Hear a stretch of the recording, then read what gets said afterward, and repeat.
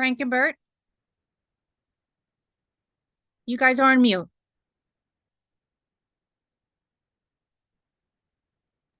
Yes, I was on mute, and it moved. Okay, Did I? keep your papers up. Take it from the top. Take it from the top Yeah, again? yeah. Okay, you are good to go. So you don't even hear the beginning? No. Okay. Welcome, everybody, to Manhattan Community Board 4, Business License and Permits Meeting. This is our monthly meeting, and we want to welcome you. We, as you probably know, have adopted, we being Manhattan Community Board 4, have adopted a hybrid meeting policy whereby we both in person and virtually. Quorums are determined by in-person committee members. And we have a quorum tonight. We have more than a quorum. Board members are expected to attend the meetings in person unless they have a disability or in extraordinary circumstances, as defined by the New York State Open Meetings Law. These committee members and members of the public will still be able to participate virtually. Committee members who are joining via Zoom must leave their cameras on. Okay, we encourage everybody from the public to join virtually. Details of our hybrid policy can be found on our website.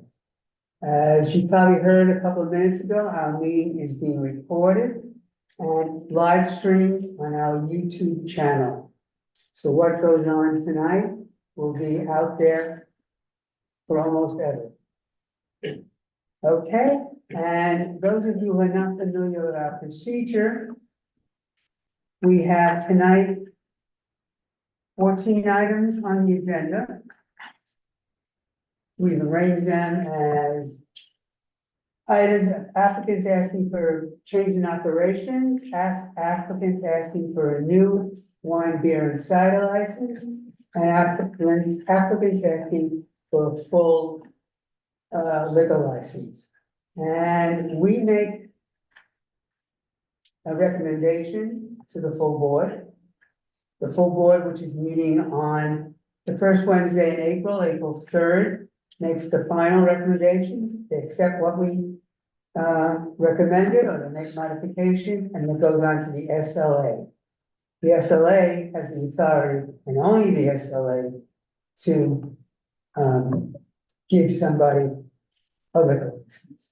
We make a recommendation, SLA gives out the liquor license. We often, in our liquor license recommendations, we include stipulations in hours, and these become methods of operation, and we want people to know that. And for tonight, because we have 14 items on the agenda, we're going to ask when people speak from the public, they speak for only 2 minutes. And if someone before them has spoken and you absolutely agree with them, you say, my name is, and I agree with what has been said before. Thank you. Okay, I hope that gives everybody a sense of how we want to operate. Right, and one other thing, if anyone wants to speak on a particular agenda item, when we call that agenda item, use the raised hand function at the bottom of your screen. Raise your hand and you'll be moved into the main meeting to speak at an appropriate time. And the way we proceed is we ask the applicant to make a presentation. Then the committee members will ask questions, make comments, and then we open it to the public and the community. Okay, so we're ready to go. First item on our agenda, item number 1, is a change of method of operation, an application from Child Restaurant and Bar Incorporated, 494 9th Avenue. Is the applicant here? Their attorney or the applicant? Hi, Sam. Go ahead. Hi, my name is Ellen. I'm substituting. Substituting for Mr. Sam Park because he has other committee board meetings tonight. I'm so sorry. Chef Lee and Nancy have joined the meeting as well. Initially, we were before the board back in 2022, for their full liquor license application.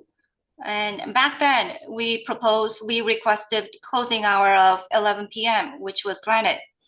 Now we're coming back before to extend that closing hour to 4 a.m. There were some objections from the neighbors who were not happy with the extended hours and were concerned.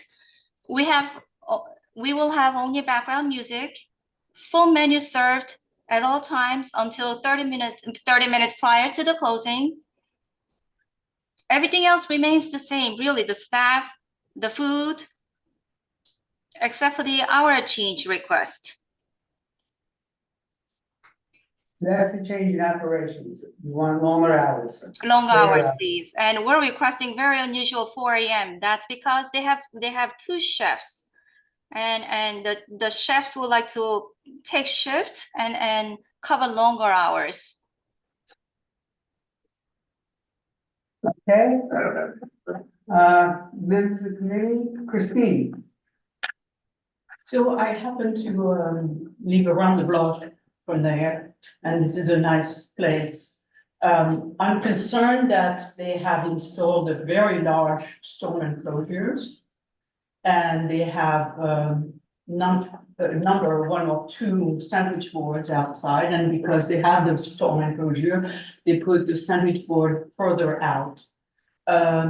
When we received the note from the lawyer, I responded saying this is an issue, and so the lawyer told me, well, we'll be removing immediately, but nothing has been removed.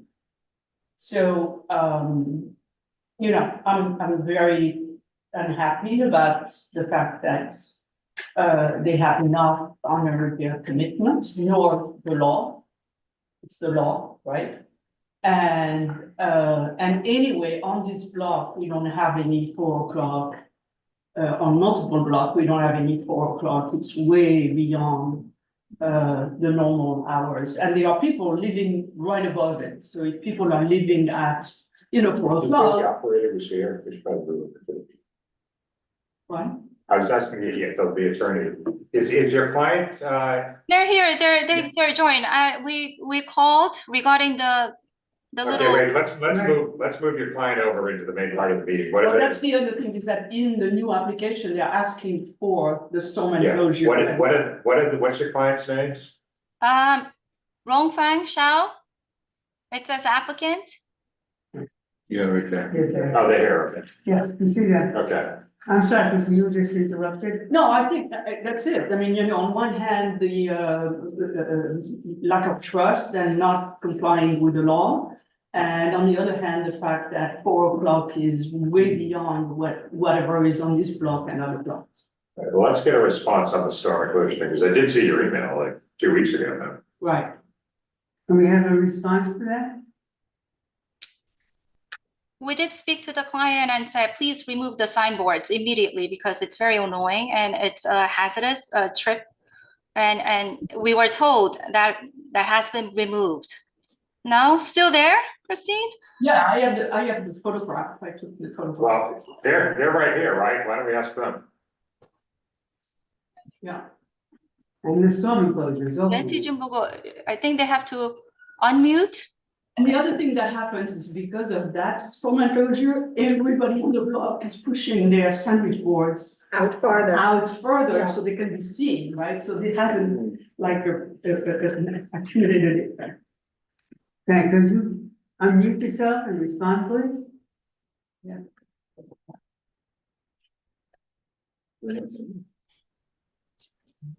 Just give me a moment. Let me call her and tell her to please unmute because she's staring at the screen. Yes. Hold on. Just I have to ask her to please unmute and speak. Just give me a moment, please.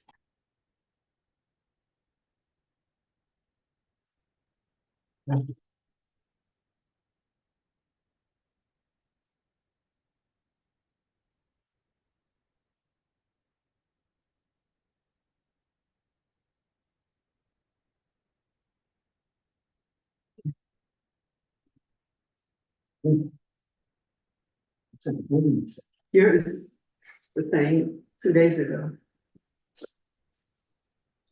It's big. Now they're gone. Huh? No, it's not that. No, what I'm saying is that it's supposed to be 18 inches, that's it.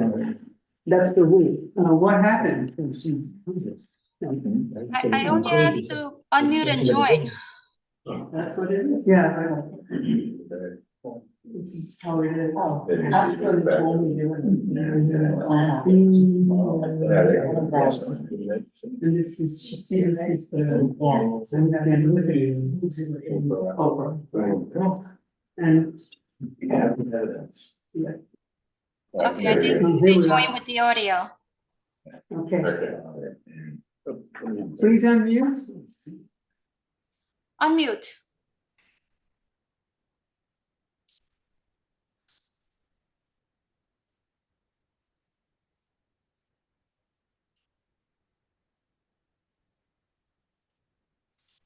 Oh, that's it. Looks like they're on the phone. Okay, That's it. now we're in. Okay, Okay. yeah. Hi. Yes. So there are questions about the signboard and your, Storm and the storm enclosure. The little signboard, we call to ask you to remove. Okay, we will remove because we are setting a TV inside the store. So gonna be we don't need them anymore. Well, what does the We will TV have to do with the signboard?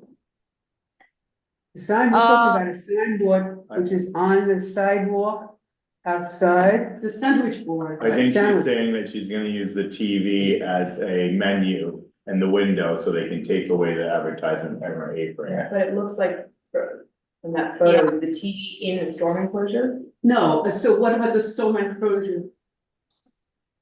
Okay, we will take it out. We will take it out right away. You have said this before. Yeah, right, we don't trust you. Like 1 week ago, your lawyer said remove it. 1 year ago, 2 years ago, you said you would not have one. And now this is the third time, and we're not going to be taken on the third time. The third time, you're going to say whatever you want and you don't do it. Regarding the storm enclosure, they had no plans to have the storm enclosure really, but because it's not a double door, when the doors open, there's a draft coming in, and that's what's the only reason why she installed it. It's not there all year long. And also There is, I'm another sorry, but there is a lot of another space. reason is that location has so many entrances, so the board also has a arrow sign to point the door, because customers don't know which door to enter. It's like there's like 4 doors in total. But we will take it out. We will think about something else. You can put an enter here on the door, sign on the door, that might work. She will do Yeah, that. yeah. But I still don't believe that we're going to remove the storm enclosure. So I, as far as I'm concerned, the storm enclosure needs to be removed before the full board. Right. Yeah. I was gonna suggest that. Yes. And not put it back in and change your application, because in the application, you say we will use it, right? So what we're saying is, you have to come, what we make is a recommendation to the full board.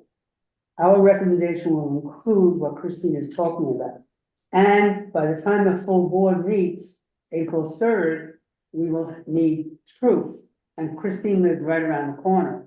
That's the proof we'll have, that the storm enclosure is gone and the sandwich board is up against the wall. And you agree not to put it back next year? Hello? It's only supposed to be 18 inches, right?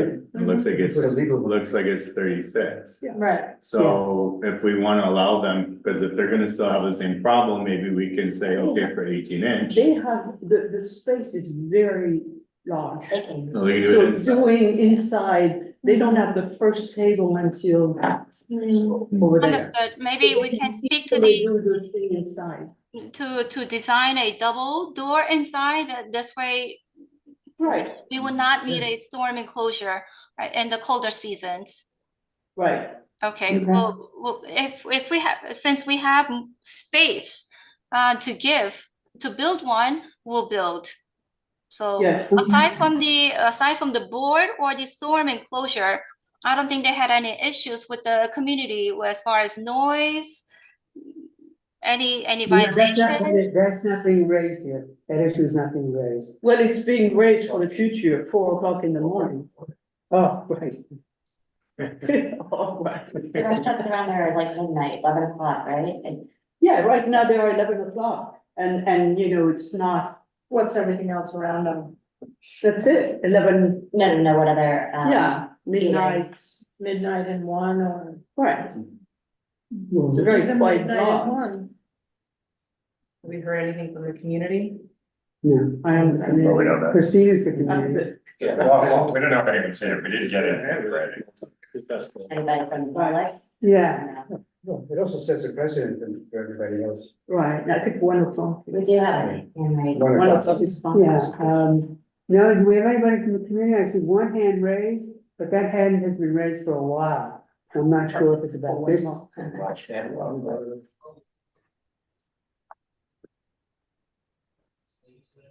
No, I'm concerned about the people living with water over there. The people leave at 4 o'clock. All right, would you want to make a proposal? 1 AM. I think that's fair. Yeah, well, let's see if there's anyone from the community first. Yeah, Nellie? We have one person. I don't know. I believe he's here for something else. Yeah, because he has his hand raised for a while. Okay, so you should only have your hand raised now if you want to be heard about This issue number 494 9th Avenue, agenda item 1. If not, please put your hand down. It's there. Okay, one. So Christine made a motion for 1. well, not a motion, you could ask the applicant. Okay. So there's a suggestion that we extend the closing hours only to 1 AM. What's your thinking on that? This was already discussed with the applicant, with the owners before. If 4 AM is not possible, what hour will you be happy with? Will you be satisfied? Will you be accept? We're talking 1 AM. 1 AM. What about on weekends? Can we do 2 AM? And on Friday and Saturdays, 2 AM? Because usually it's the weekends that are more busier. It would be all wonderful if you had behaved properly, right? This is like, okay, we didn't behave, but now we want something. It's No, just, no. to me, Chef Lei, Yes. he's there. He's attended the meeting and he said, we will get rid of the board and the storm enclosure prior to the full board meeting. If he doesn't, then you decide. But if he does, we ask for 2 AM closure, please. I'm fine. You guys decide. I don't- I mean, I would rather go to 1 AM. I don't think- Nothing's changed on their background music or anything like that. No, it's very quiet. It's- I mean, I would be okay with doing 2 AM on weekend just because of the nature of the applicant. There's no DJ. There's not a lot of places to get late night dinner on weekend, a lot of things Friday, closed. Saturday. And because we don't have any of the neighbors here complaining and their notice was put up front, I have a tendency to believe that the community is okay with the applicant having later hours. Okay. All right, I agree with you. so we go to 1 AM Sunday to Thursday, 2 AM Friday to Saturday. And we'll have a stipulation that you'll remove the storm enclosure for March 31, but preferably sooner. And you agree not to use the storm enclosure in the future. Yes, and Yeah. also the little board will never be out. The signboard will not be at any time. Agree to that, too. Yeah, but I mean, they Yeah. agree, but, Right, you know, it's like, Reinforced. they don't do it. okay. Sandwich boards have to be gone or leaning Gone against. permanently, yes. Okay, do I hear a motion? Yeah. Incorporating those Second. situations? Second, all those in favor? Aye. Opposed? Abstaining? Present not eligible. Christina, I didn't notice your hand anywhere. Yes, I did, at Oh, the beginning. Oh, you yes? Oh, okay. All right. So. Okay, thank you. Thank And you. again, board is April 3rd. Okay. Next item on our agenda, we're moving into the categories of new wine, beer, and cider license applications. First one we have is 311 West 17th Street, Konban Chelsea LLC. It's asking for hours of operation, 4:30 in the afternoon to. Can't quite understand it. It's 4:30 to 9:30 on Monday to Thursday. Friday and Saturday, it's 11 p.m. closure. And on, and Sunday, it's 9:30 as well. it's, yes, it's back to 9:30, but, these were actually the takeout orders. I'm so sorry. So 11 AM to 11 PM Friday, Saturday. Yeah, if you go to But they have the, a- if you go to the sheet, it's. Sam, can we go starting? Yes, it's Can we- it's okay, done. It's okay. Oh, okay, thank you. Thank you. Okay, thank you. Thank you. Essentially, it's closing at 9:30 Sunday to Yeah. Thursday, 11. Yeah. So,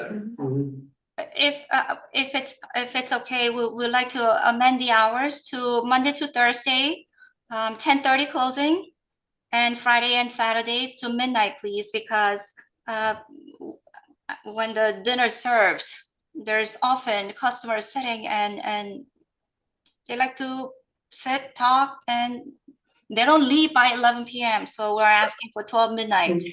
and you want Sunday to be 10:30 too then, right? Yes, please. So say that again?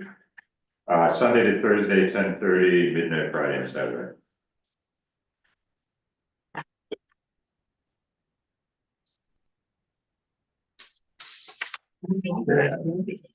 Anybody have any comments? Anybody from the community, Nellie?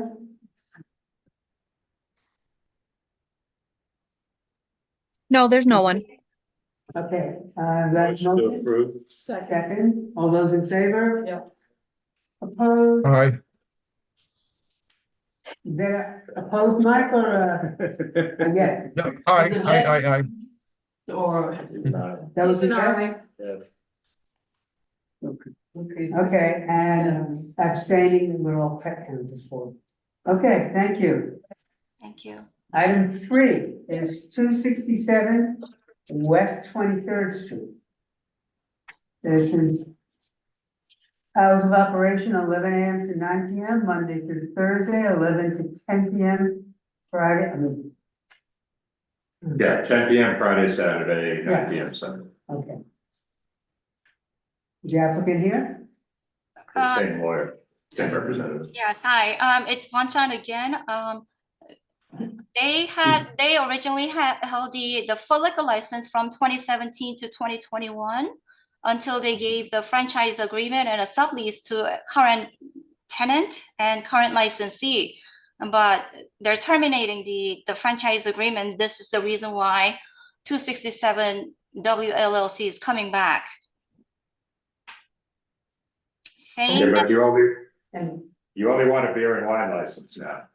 We want the full liquor license, but they need the beer and wine. They need something immediately instead of waiting for a 500. This is the reason we're taking 2 steps application. So we'll come back in about a year before the board for a full liquor again. By then, this way they have something instead of waiting 4 or 5 months. okay, and any additional questions, comments from the committee? No, from outside the community?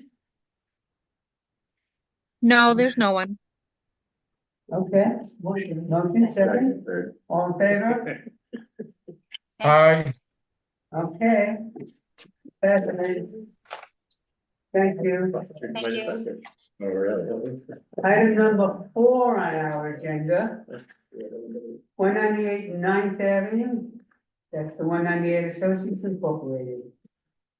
Hours of operation 12 PM to 9 PM, 7 days a week.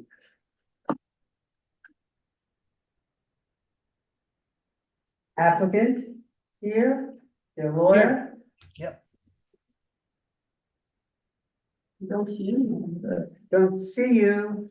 Can you? Oh, sorry, I don't think my camera works. Okay. And who are you? Can you identify yourself? My name is Andrew Ma. I'm here to represent my client, the applicant, 198 Associates, Inc. Oh, your camera's off. Yeah. He said it doesn't work. Doesn't work. Right. Okay, Andrew, please continue. Sure. Good evening, members of the community board and members of the community. My client will be opening an Asian fusion restaurant at 198 9th Avenue. Accordingly, my client will need to apply for a restaurant wine and beer license. As previously mentioned, the hours of operation will be from 12 PM to 9 PM, Monday through Sunday. There will be background music, but played at very low volumes, and there will be no use of outdoor areas or sidewalk cafes. Okay. Yeah, we got an email from a community member, but I see he's raised his hand, so I'll let him raise the Oh, issue. first, do we have anybody from the committee have anything to say? Yeah, I spoke with Mr. Ma. Thank you for emailing me. I had encouraged you to reach out to the tenants in that building because they had problems with a sidewalk cafe previously, and also I know they can hear everything, so your hours seem fine, they're not that late. And since you don't want a sidewalk cafe on that corner, I have no issue, but I know the tenants in the building have had issues with previous sidewalk cafes. Right. We'll be I don't know better. if you reached out to it's 3 stories above you, and I know the landlord is not, as I mentioned in my email, the landlord's not the best one, it's the residents you needed to find. Correct. We have posted notice of our meeting at the entrance to the lobby. So far, none of the tenants have reached out. Okay, so in their lobby, in their entrance? Correct. Photos Okay. with dates if you need it. Thank you. Thank you. Okay, anybody else in the committee? Alan? How was the kitchen being vented? I think it goes to the roof there. It's vented via to the roof, I believe. Because you don't indicate that on the application. Unless we get typo. Where is it? They didn't answer.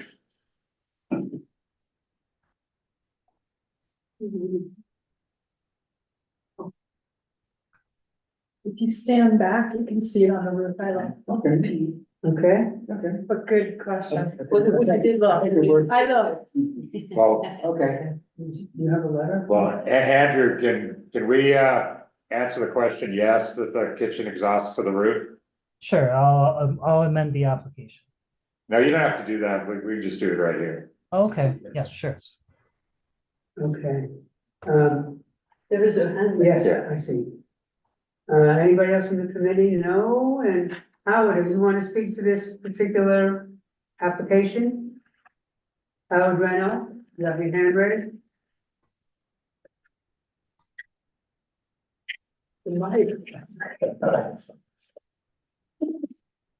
Nellie, can you bring him in? Can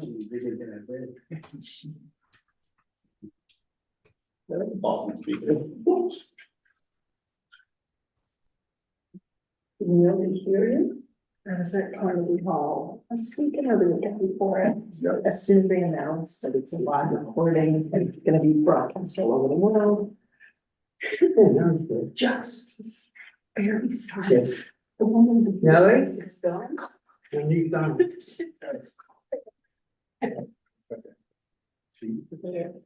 Bert, can you hear me? Can you hear me right now? Did we have someone from the committee wanting to speak on 4? Right. One time, 2 times, 3 times.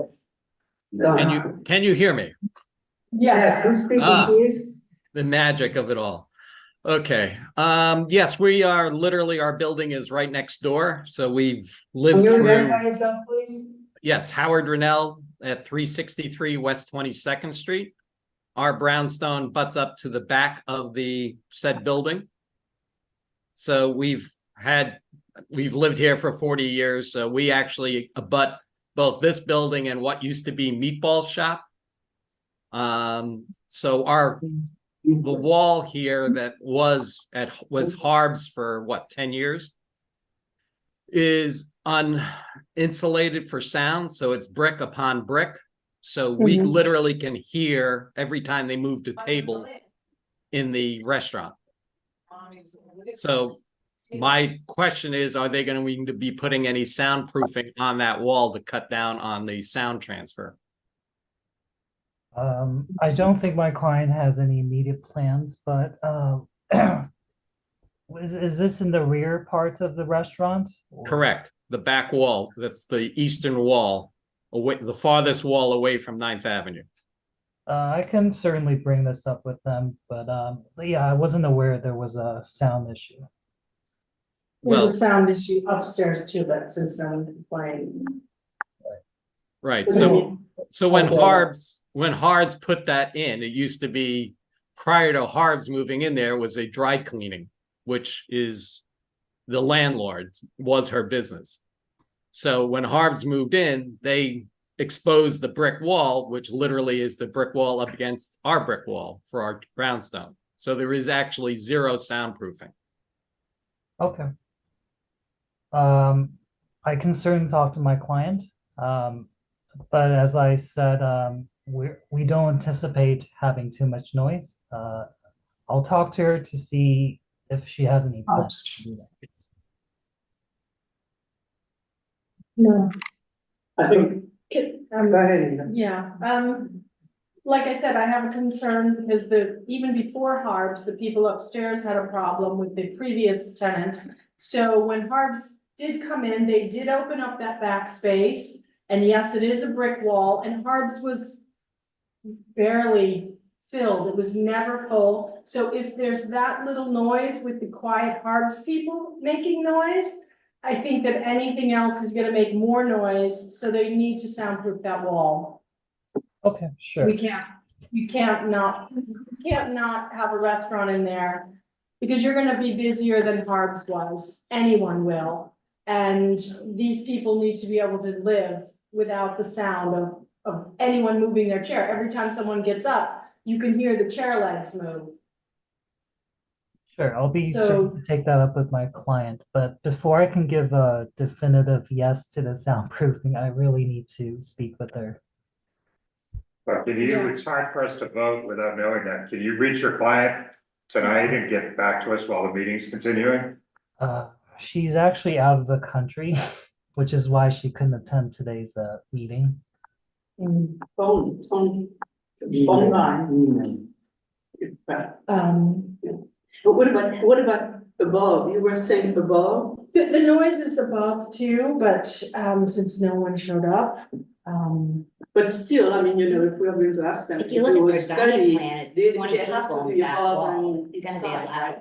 right? Like, with their seating plan for that back wall, it's 20 people right there. yeah, So and it Harb's needs had to- no one in there ever. Yeah, but Harb's it was like, It's it's very it's gentle. empty. Hobbs is very Because it gentle. was like $100 for one slice of Well, cake. why don't we vote based on the soundproofing, Okay. right? And then if they don't want to do the soundproofing, we'll change the position at the full board. Full board. Well, or they can come back. Let's do this. Mhm. I think we're gonna vote with your client agreeing to install soundproofing on the rear And east wall and above, and above. and above. Can you folks still hear me? Yes. The other thing that I found interesting, the notice for this meeting was been taken down for several days from on the door of the proposed restaurant and on the signpost. So I was wondering I was anticipating that this had been removed totally. So the fact that you're saying that this was notifying everybody in the community is not the case. I happened to take a picture of this over a week ago so I could get into this meeting. but there was nothing on the door for the last 3-4 days. Well, the problem is, particularly in the signposts, they just get ripped down. Oh, that I would agree with, but the door to the proposed restaurant, that was taken down. And was that inside? Yes.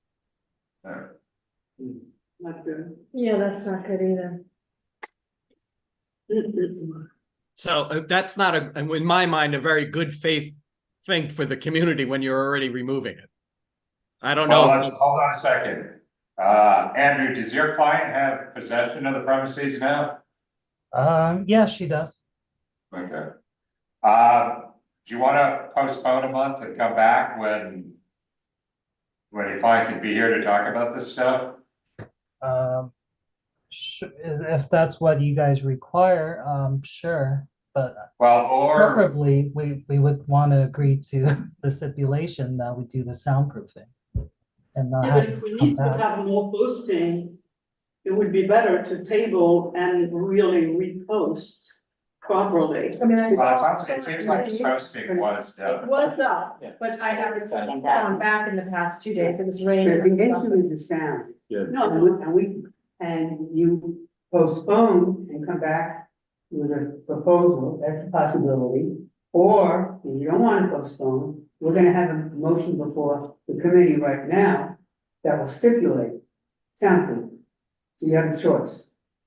Sure, I would take the stipulation for the soundproofing, please. Okay. And typically what you could do is talk to the landlord or your client and get a rent reduction for that, the cost of the soundproofing. We'll try to discuss that with the landlord. Okay. All right. So this is what we're gonna vote on.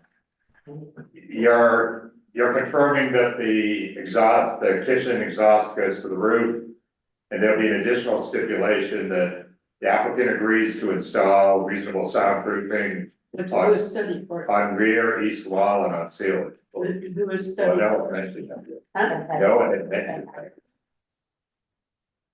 Well, I mean, you know, this is brick to brick, it's complicated. Well, if you should bring it up then. I mean, Yeah, no, yeah. This is the first. Right, I'm sorry, I thought that's where you were going. I mean, I think there should be a study because I think the brick work is the complicating factor. And they should have somebody tell them how to do it. You know, they are not going to put, you know, plaster all over the wall. Right? I don't even, I mean. All right. I have no idea how. Andrew, I think this is getting too complicated. I think we need your client here to be able to make some decisions. Because now there's a suggestion that we should get an acoustic report done. Right. Okay, sure. Maybe we suggest they get an acoustic report to bring to the Right. next meeting and we'll table it. Yeah. The next, yeah. Unless you wanna Yes, just Steve, right. do it with as a full board But and have them bring it. But he was ready to do a stipulation. Yeah. Yeah. And you could change the stipulation to say that they are going to do a soundproof and they will implement the result of the soundproofing. right, but That's what getting we an do all the acoustic time. report in like 2 weeks could be tough. Nellie, when would we need an acoustic report by for the full board? This full board's early too. We will need it by, give me 1 second, I'm sorry.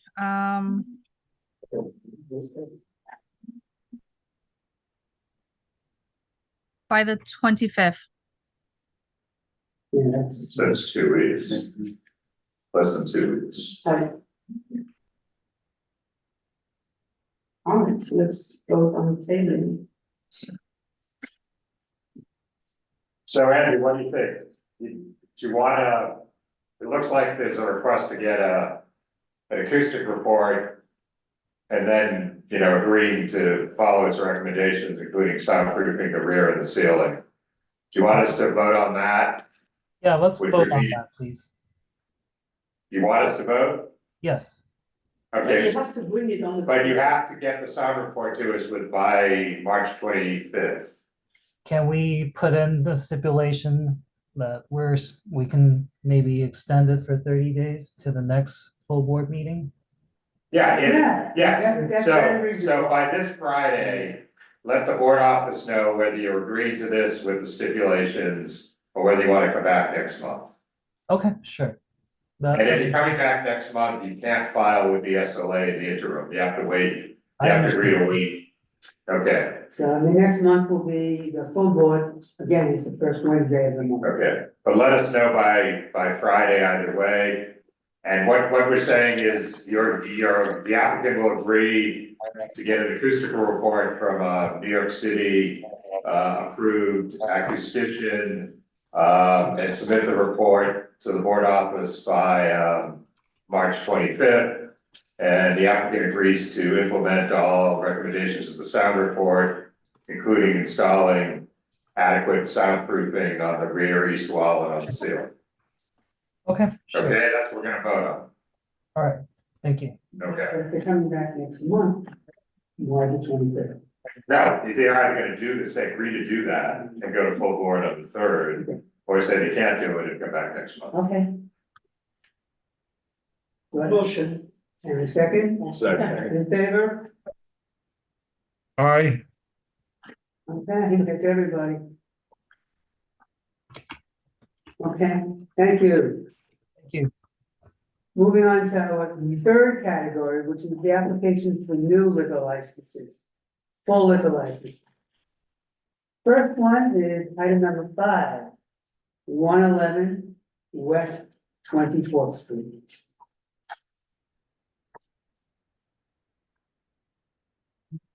Frank here. I did see him before. Who was there? Oh, yeah. Frank? Yeah, there you are. Good evening, guys. Evening.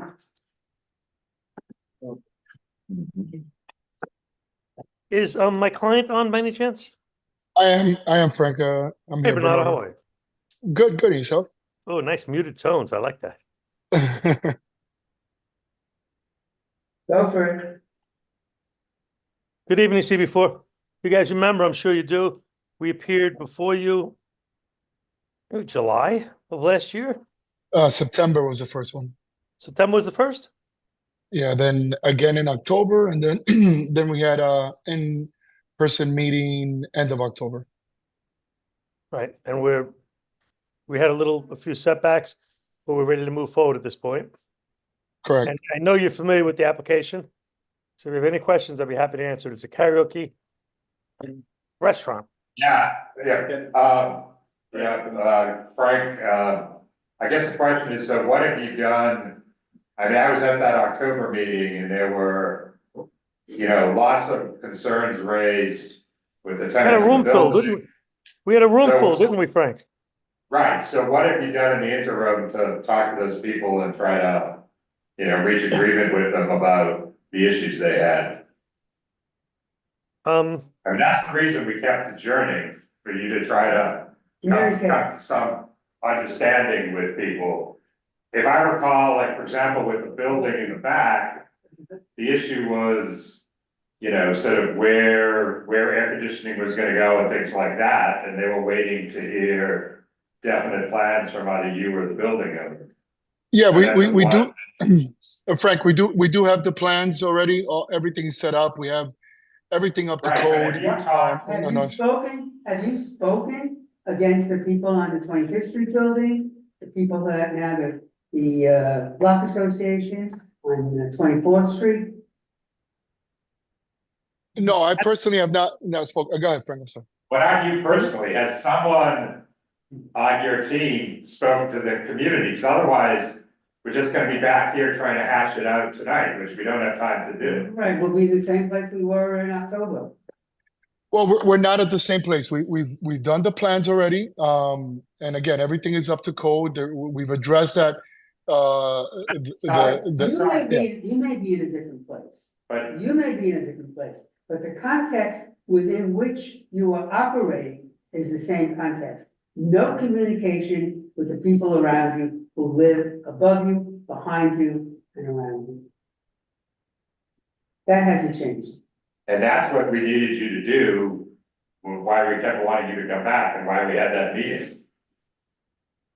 I mean, it was very clear at that meeting, and I was there and all of you were there, that before you came back here, you were supposed to meet with all those constituencies and discuss how you were going to address their concerns and hopefully reach agreement with them so they weren't objecting to this anymore. It was clear that that was supposed to happen before you came back to this meeting. Frank, if I may, we may have a difference of opinion. I was under the impression that the only outstanding issue was the sidewalk. I thought for the most part, the residents were convinced by the soundproofing. Unless you had a meeting I wasn't at, everyone left. No, we the didn't. 25th Street people were concerned about all sorts of structural issues. The people in the building were concerned about all sorts of building operations issues with sound and use of staircases, all sorts of things. I mean, that's why we needed you to meet with them, because there just seemed to be, everyone had their own issues with the people in the building, the people next door, the people on 25th Street. Well, we are ready to move forward. We seek your approval. All right, well, do you want us to vote tonight, or do you want to take a month and actually try to meet with people now that you have definite plans? Yeah, I mean, on our side, Frank, we personally addressed that. When I left that meeting, they were concerned about the sound. We provided soundproof.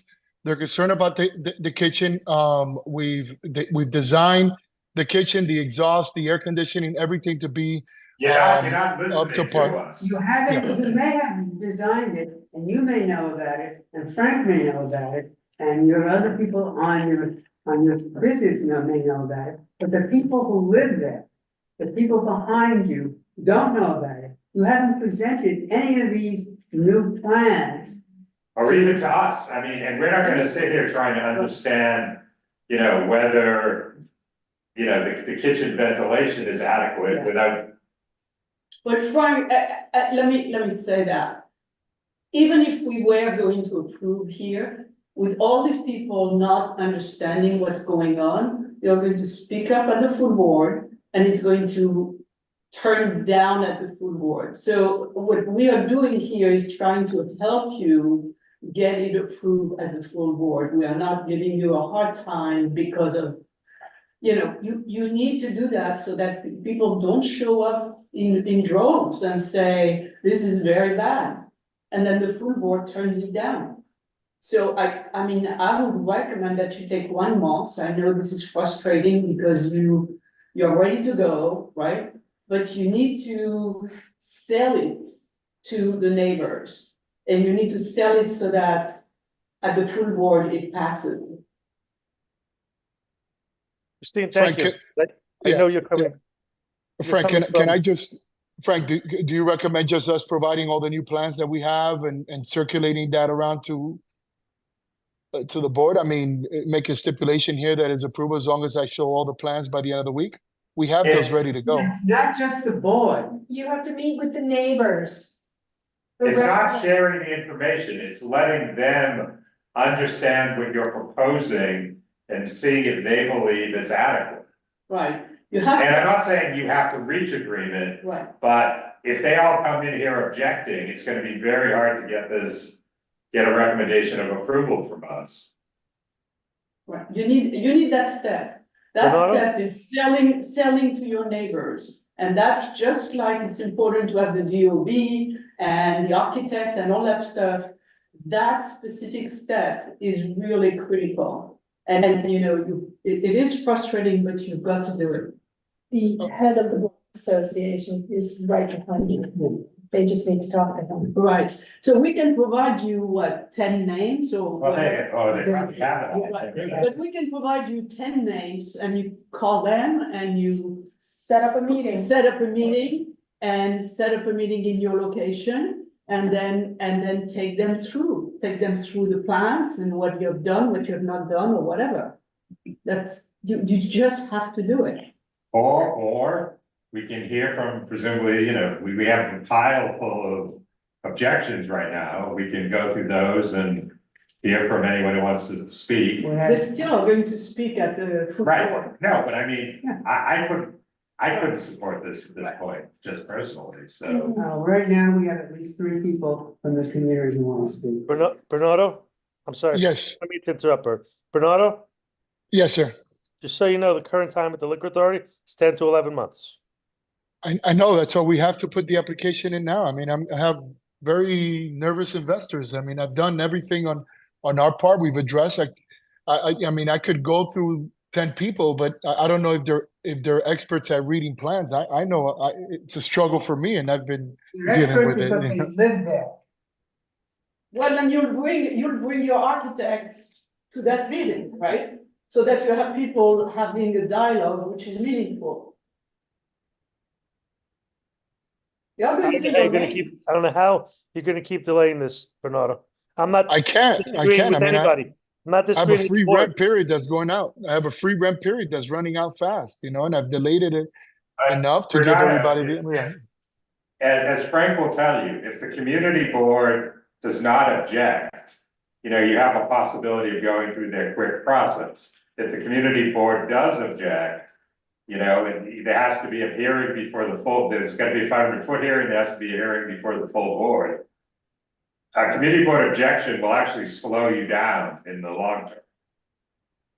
Well, I think. Again, I'm just sort of, I don't want to be reading the sentiment of the room, but I think, where we are, that, the vote of this committee at least would be a denial. I can't vote for it. Yeah, it's just really based on the fact that the community has had objections. Understand that a lot of your outreach has already happened. Sounds like you all have done work on your end to clarify things, but those clarifications haven't been brought to the community. So we need that loop to be closed in order to feel like we can adequately vote. Mike wants to say. Mike, go ahead, Mike. Well, my thought is, what can they do between now and the full board meeting that can satisfy us in terms of a stipulation we write, so that it doesn't delay them any further?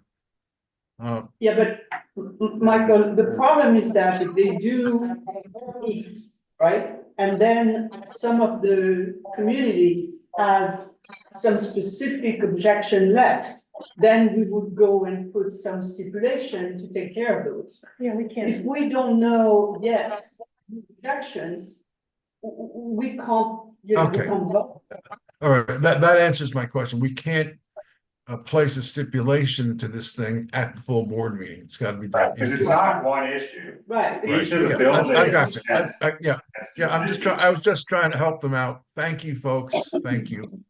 Yeah, I mean, is there, like Mike was saying, is there a way that we could vote and then we would reach out after the meeting to show them? Because we have the plans, we have the sound engineer report, and we have, the kitchen layout already, I'm sure you have all everything. of that, and it's all well done, and really appreciate the people who did the work for you. Yeah, But I could not vote, I personally, I can't speak for anybody else, I can't vote for approval without you speaking with the people who live there. And Bernardo, I'm sympathetic up to a point, but you knew that there's huge community opposition around it.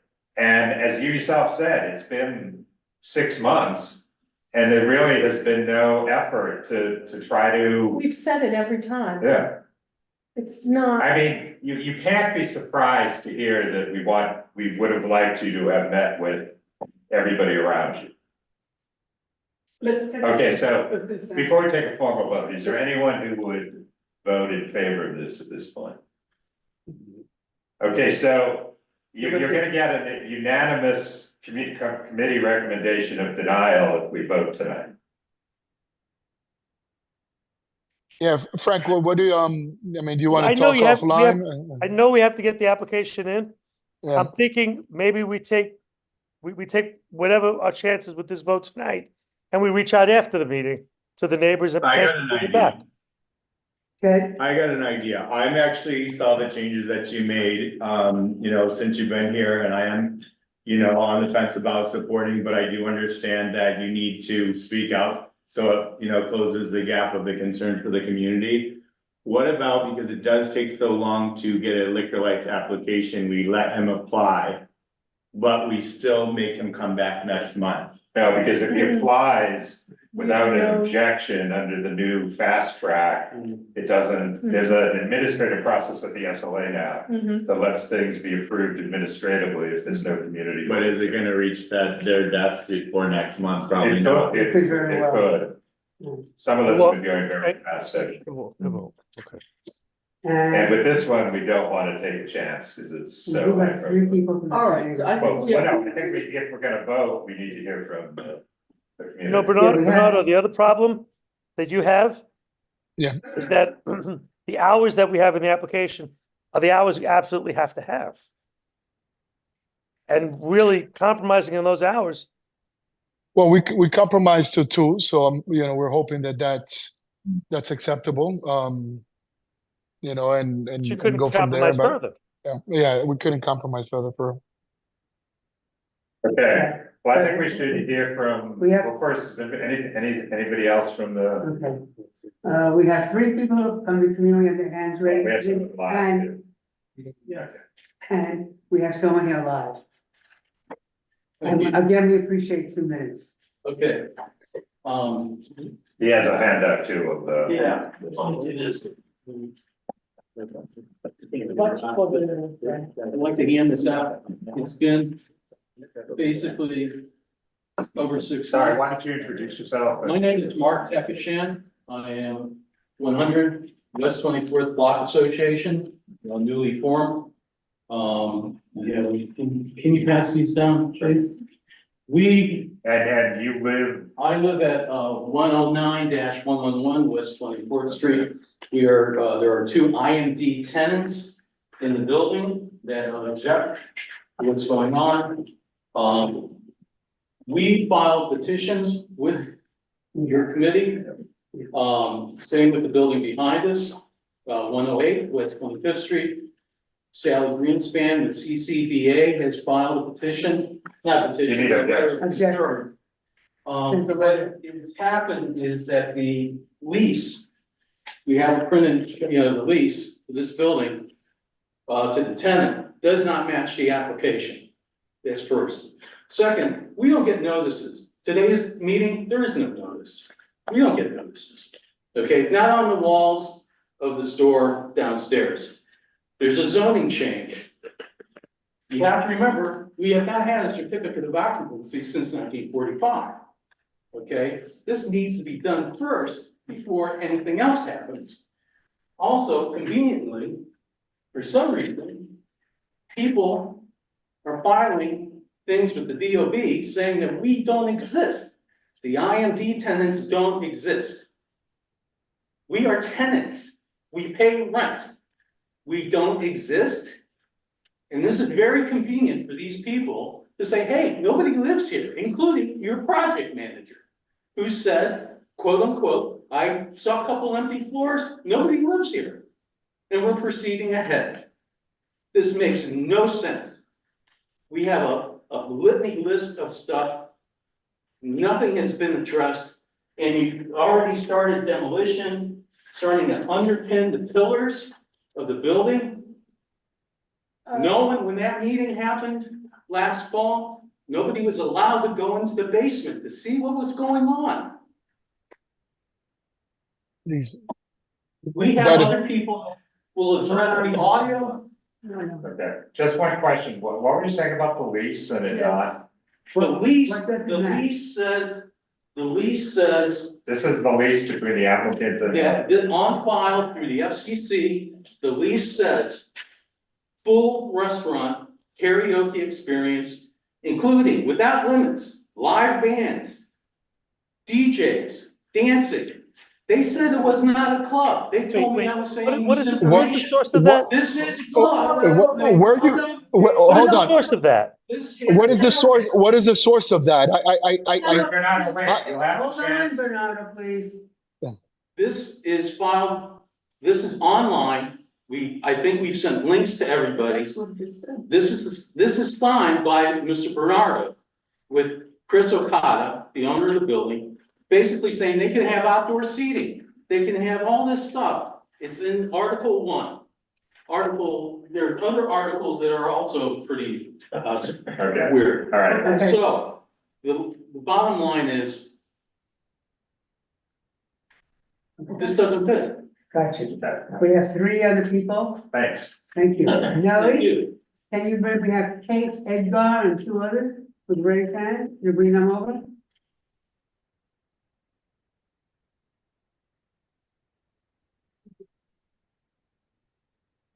Only part of it, it's a 60-page lease.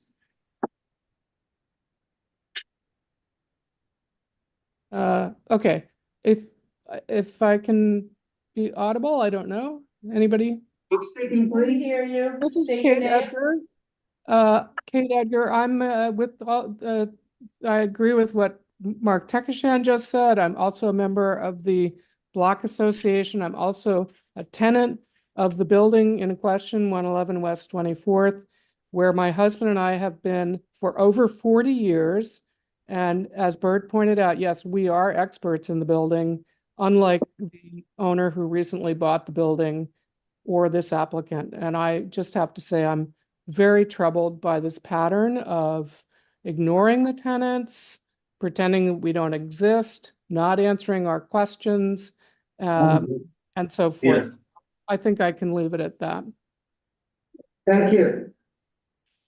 Next, Nellie?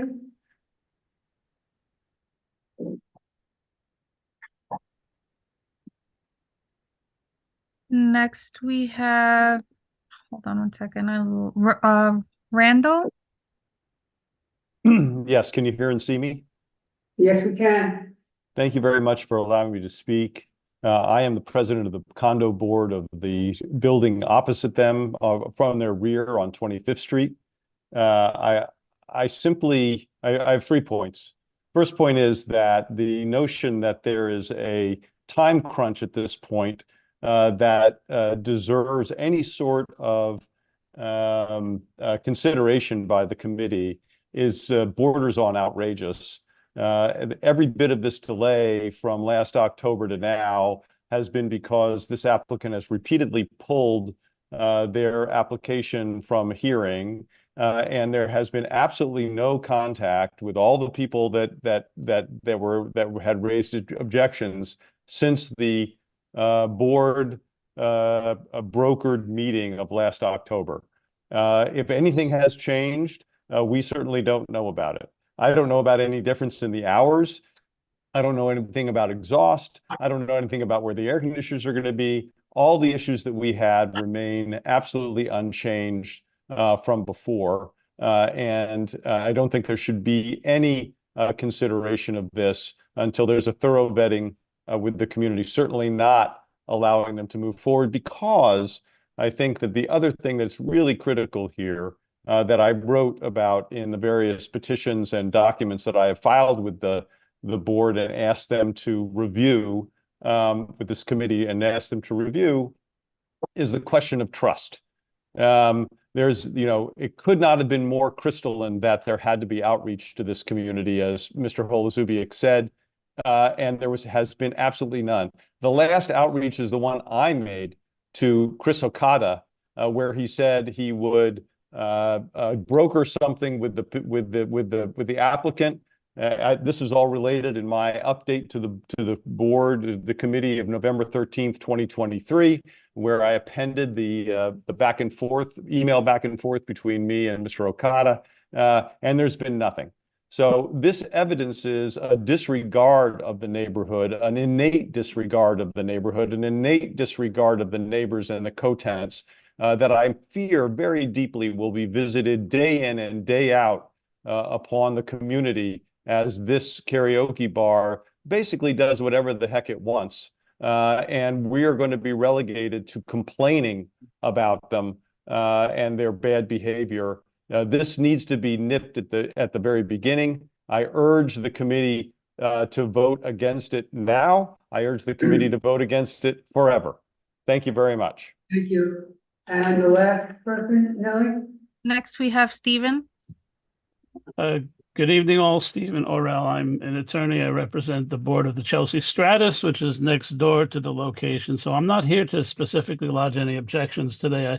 The one point I wanted to make, two actually, the stipulate that if the board were to, or the committee were to approve a stipulation tonight, that the recommendations of the acoustic expert Al Firestein, which were appended to the materials that are on your website, be part of that stipulation.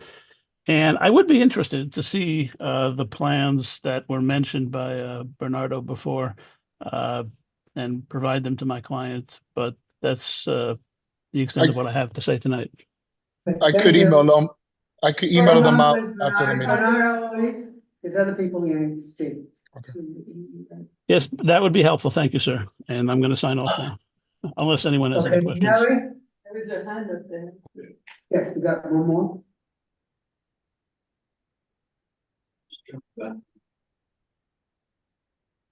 Sorry, we have Anne.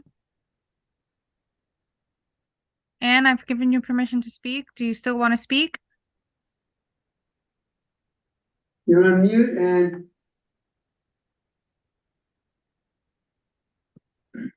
Anne, you can unmute yourself.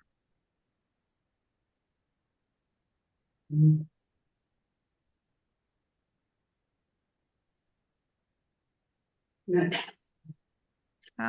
going to go to the next person, John.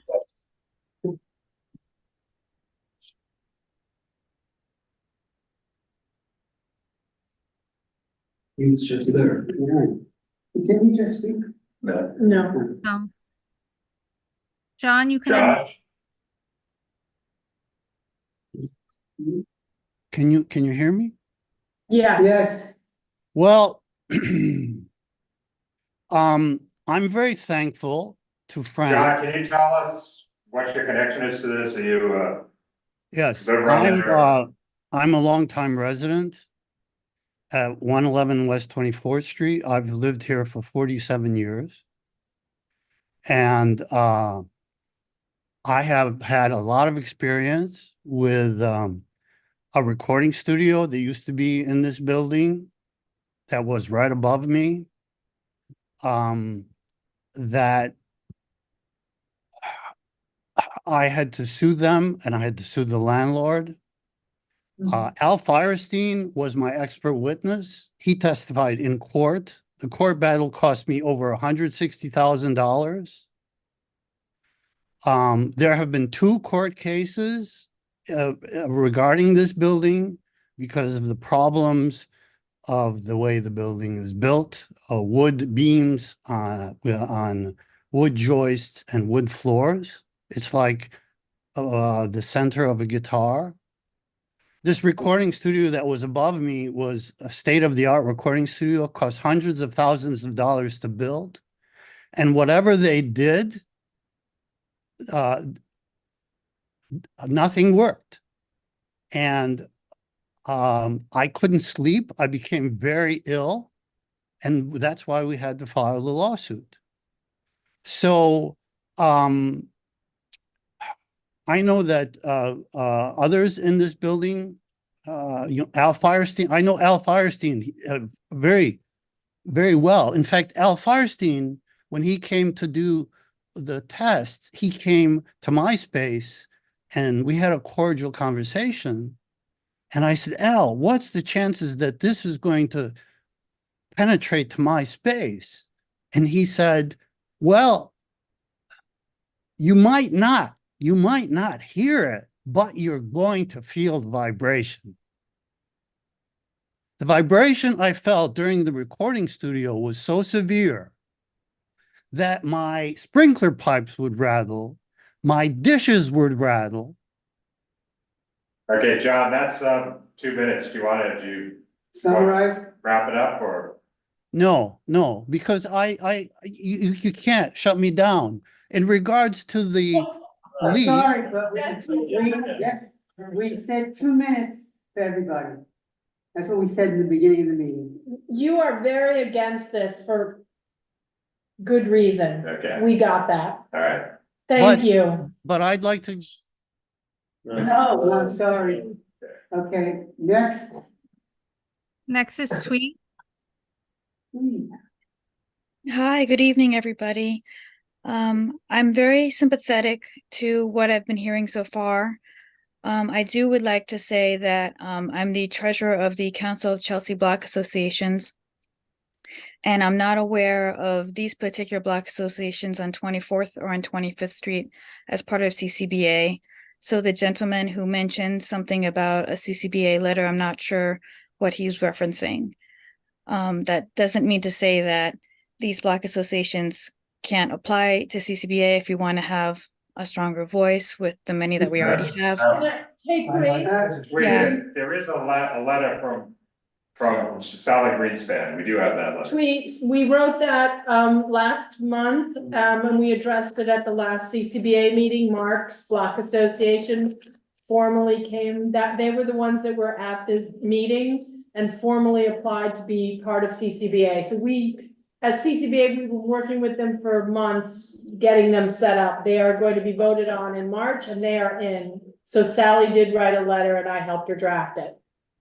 Thank you for that clarification. Yeah. So the sympathy is, hopefully you know that the sympathy is there then.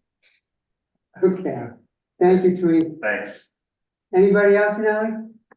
We had that and. She disappeared. Okay, There's no one else. okay. So where are we now? So we're gonna let the applicant respond briefly.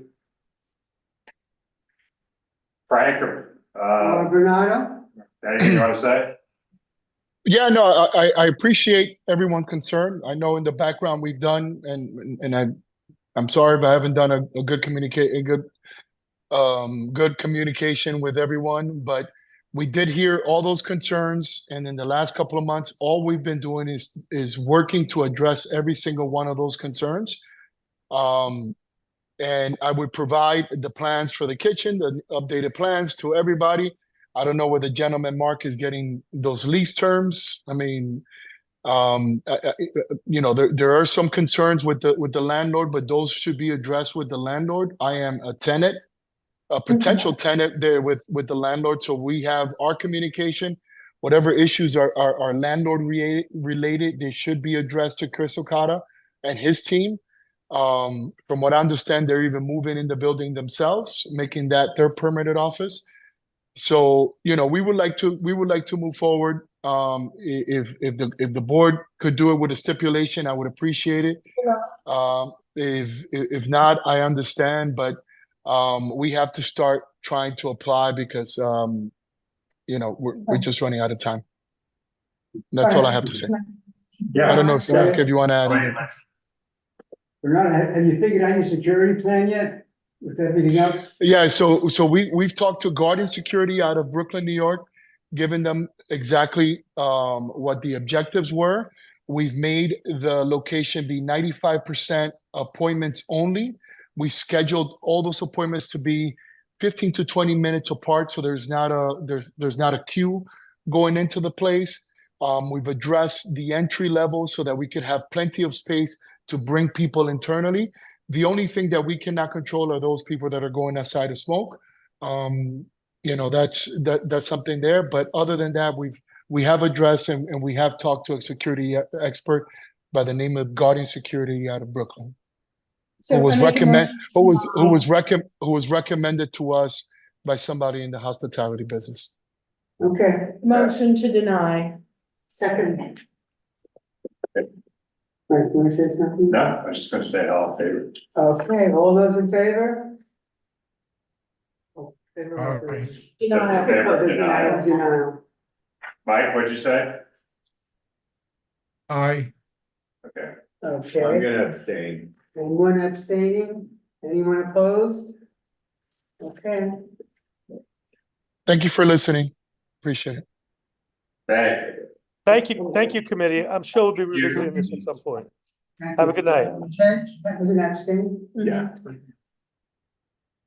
Okay, next item on the agenda is item number 6. 441 8th Avenue, also known as 372 9th Avenue. T-Bone Hospitality. We have the representative here?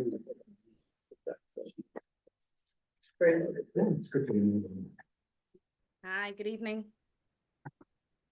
Rosie, you're very faint. Can you try? A little louder? Let me see.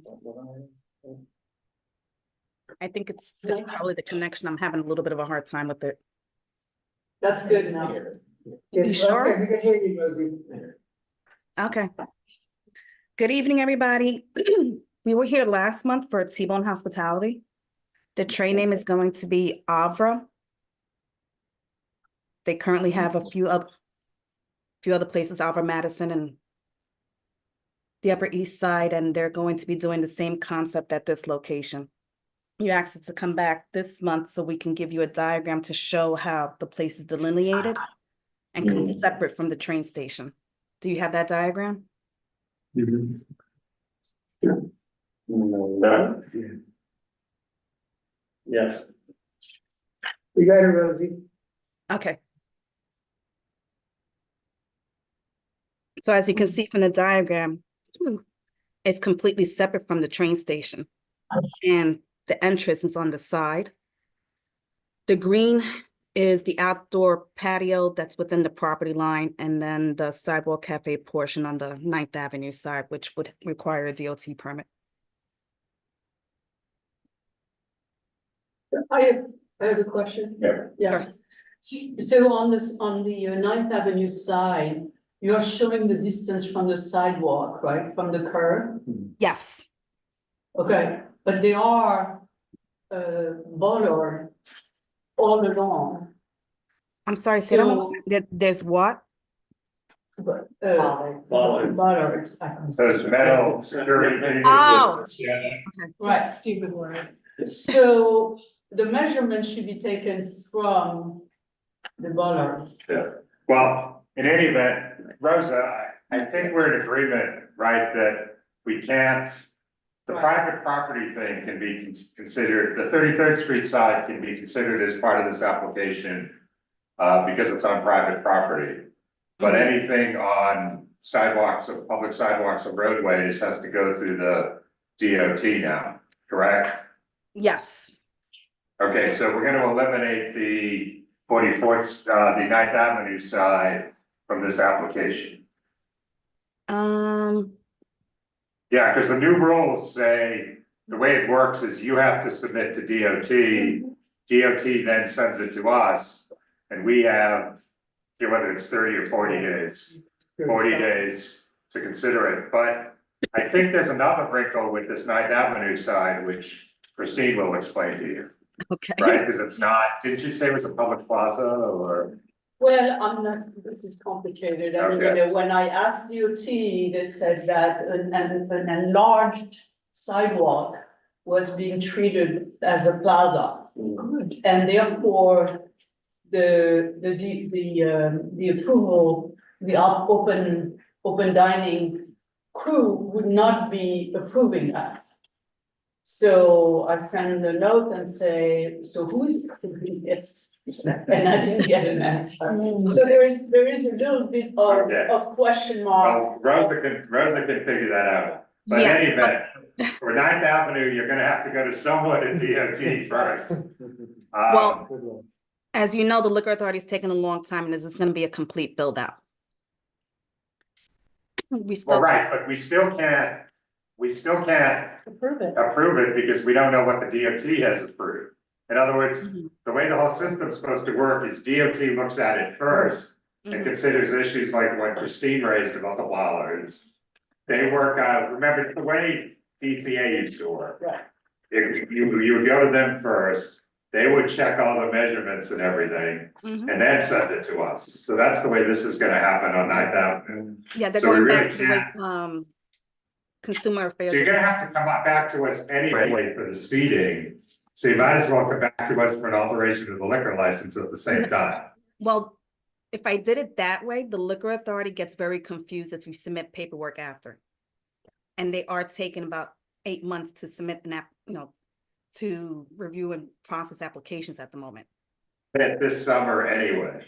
Huh? You're not gonna get it for this sidewalk cafe season under any circumstances, so. I mean, we've talked about this a lot internally, and this is the way we're proceeding with, new sidewalk and roadway seating. Because we would not be able to say how many table and chairs, right? Yeah. And so in order to go to SLA, you need to set the table and chairs, but until the DOT says, how does it work? We don't know the table and chairs. And especially in this case, which is very confusing, I mean, it's a first for all of us. Yes. So that's where we are. Okay. So you can agree to drop the 9th Avenue, and come back, following the DOT procedures, or we can, sort of take our own vote with including it, which would not work well, I don't think. But you can think about that for a second. I had a couple questions about the 33rd Street side. Okay. On page 6 of the form, you say there won't be any music out there. But then on the page 3, you say there's background music outdoors.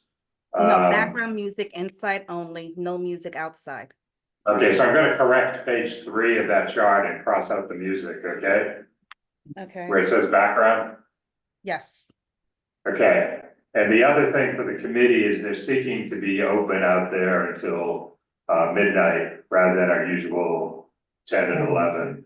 Yes. No, I think, so the new guidelines is midnight for outdoors. Right. This is private property. No, so- I know, but generally, using that as As a baseline. new context. Yeah. Which is, we have done 11, but now the new standard is 12, and we've never had a discussion between ourselves whether we still want to ask for 11 or not. So this is open and on the table, right, as far as I'm concerned. You don't have to go to 12. Huh? You don't have to go to 12. No, but we would have to negotiate that every time. Right, like we were doing in the past, remember, on the sidewalk cafe? Right. Yeah. But we can still ask for shorter than midnight. Yeah, I'm just saying Yeah. it's. So the question This is, is so a new a couple of things regarding these hours. If you remember, we spent a lot of time on the place sort of across the street, Bar Creamy that's going into that B&H loading dock. And I think we ended up giving them, Sally, did you remember, did we give them midnight? Yes. I think believe so. What? I believe so. I have to look up the step. Yeah. And we didn't hear from any tenants in that building at that time, despite the fact that we made the applicant come back after doing more outreach. Right. So we've done. And it is quite a again, bit it's of outreach. private properties. Yeah.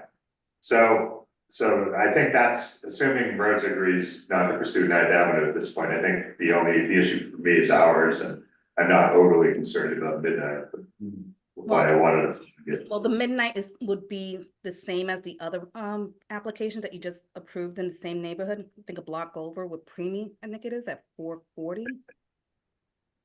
Right. Yeah. So are you okay removing 9th Avenue, Rosa? It's not. Can you And give then me? come back. Okay.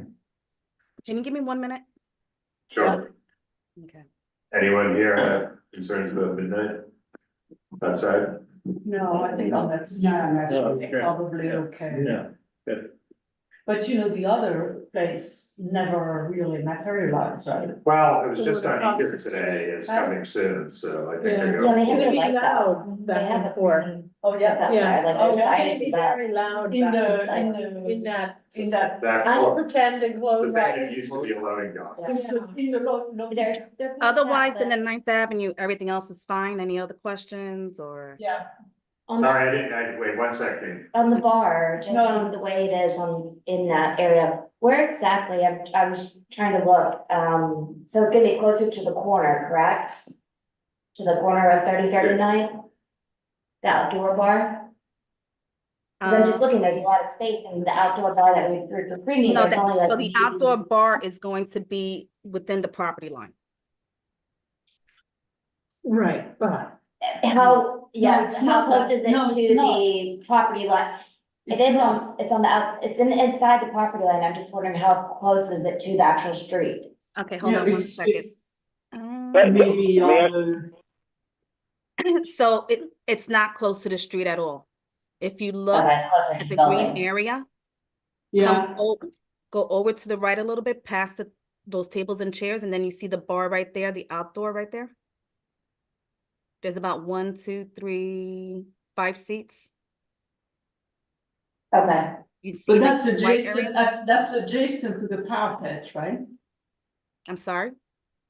That's adjacent to the parapet, I mean.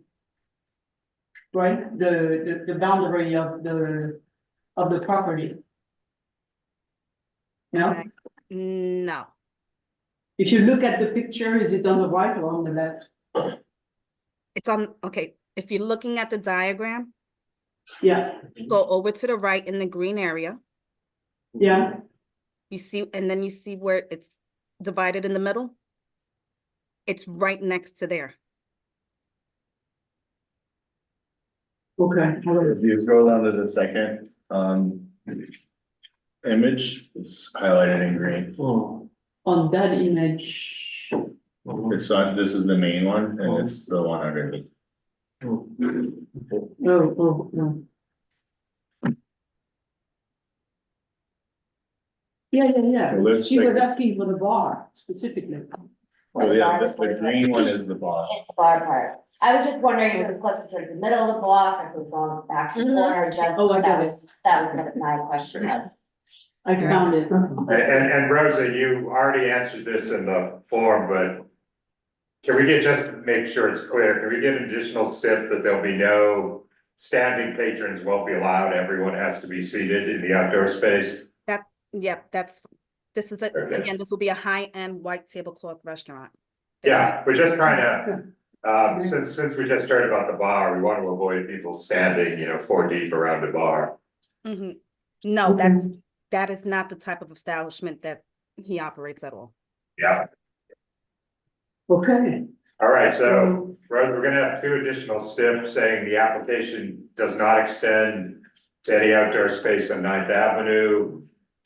Removing the mistake about there be no music outdoors. There be no music or amplified sound in any outdoor space. And all patrons in outdoor space must be seated. Okay, Okay. wait, you okay with all that? I have Al de Blasio on the phone. Al, are you okay with all of this?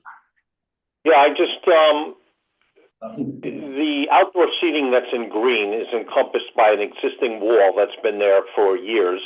So there's no access to public there. It's my understanding that you want to shelve the 9th Avenue seating until there's DOA, Department of Transportation approval. No, Yeah, that's just the process that has been implemented for permanent outdoor dining on public property. Okay, I understand that. My question, I have another question is, if that's the case, why couldn't we be told that last week or last month? Because last month when we spoke, It just came we out. were only asked. It literally came out came out. between last meeting and this meeting. Oh, okay, all right, I didn't know that. That explains it then, all right.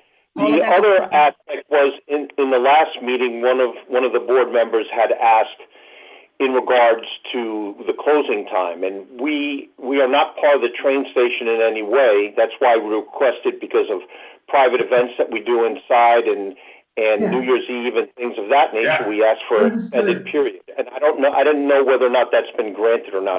My hearing wasn't that. Yeah, we appreciate hearing that, but we don't have any concerns about the indoor hours. And as you heard, we're even fine with midnight on outdoors on 33rd Street. Midnight outdoors. Midnight Yeah. outdoors and then. Which is what you asked for. Yes. Okay. And then the Anybody is also the hours you asked for.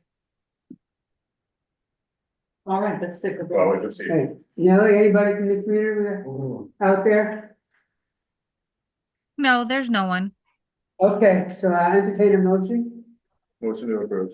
Second, With all the stipulations. All those in favor? all in favor. Aye. Okay, opposed? Thank you, Mike.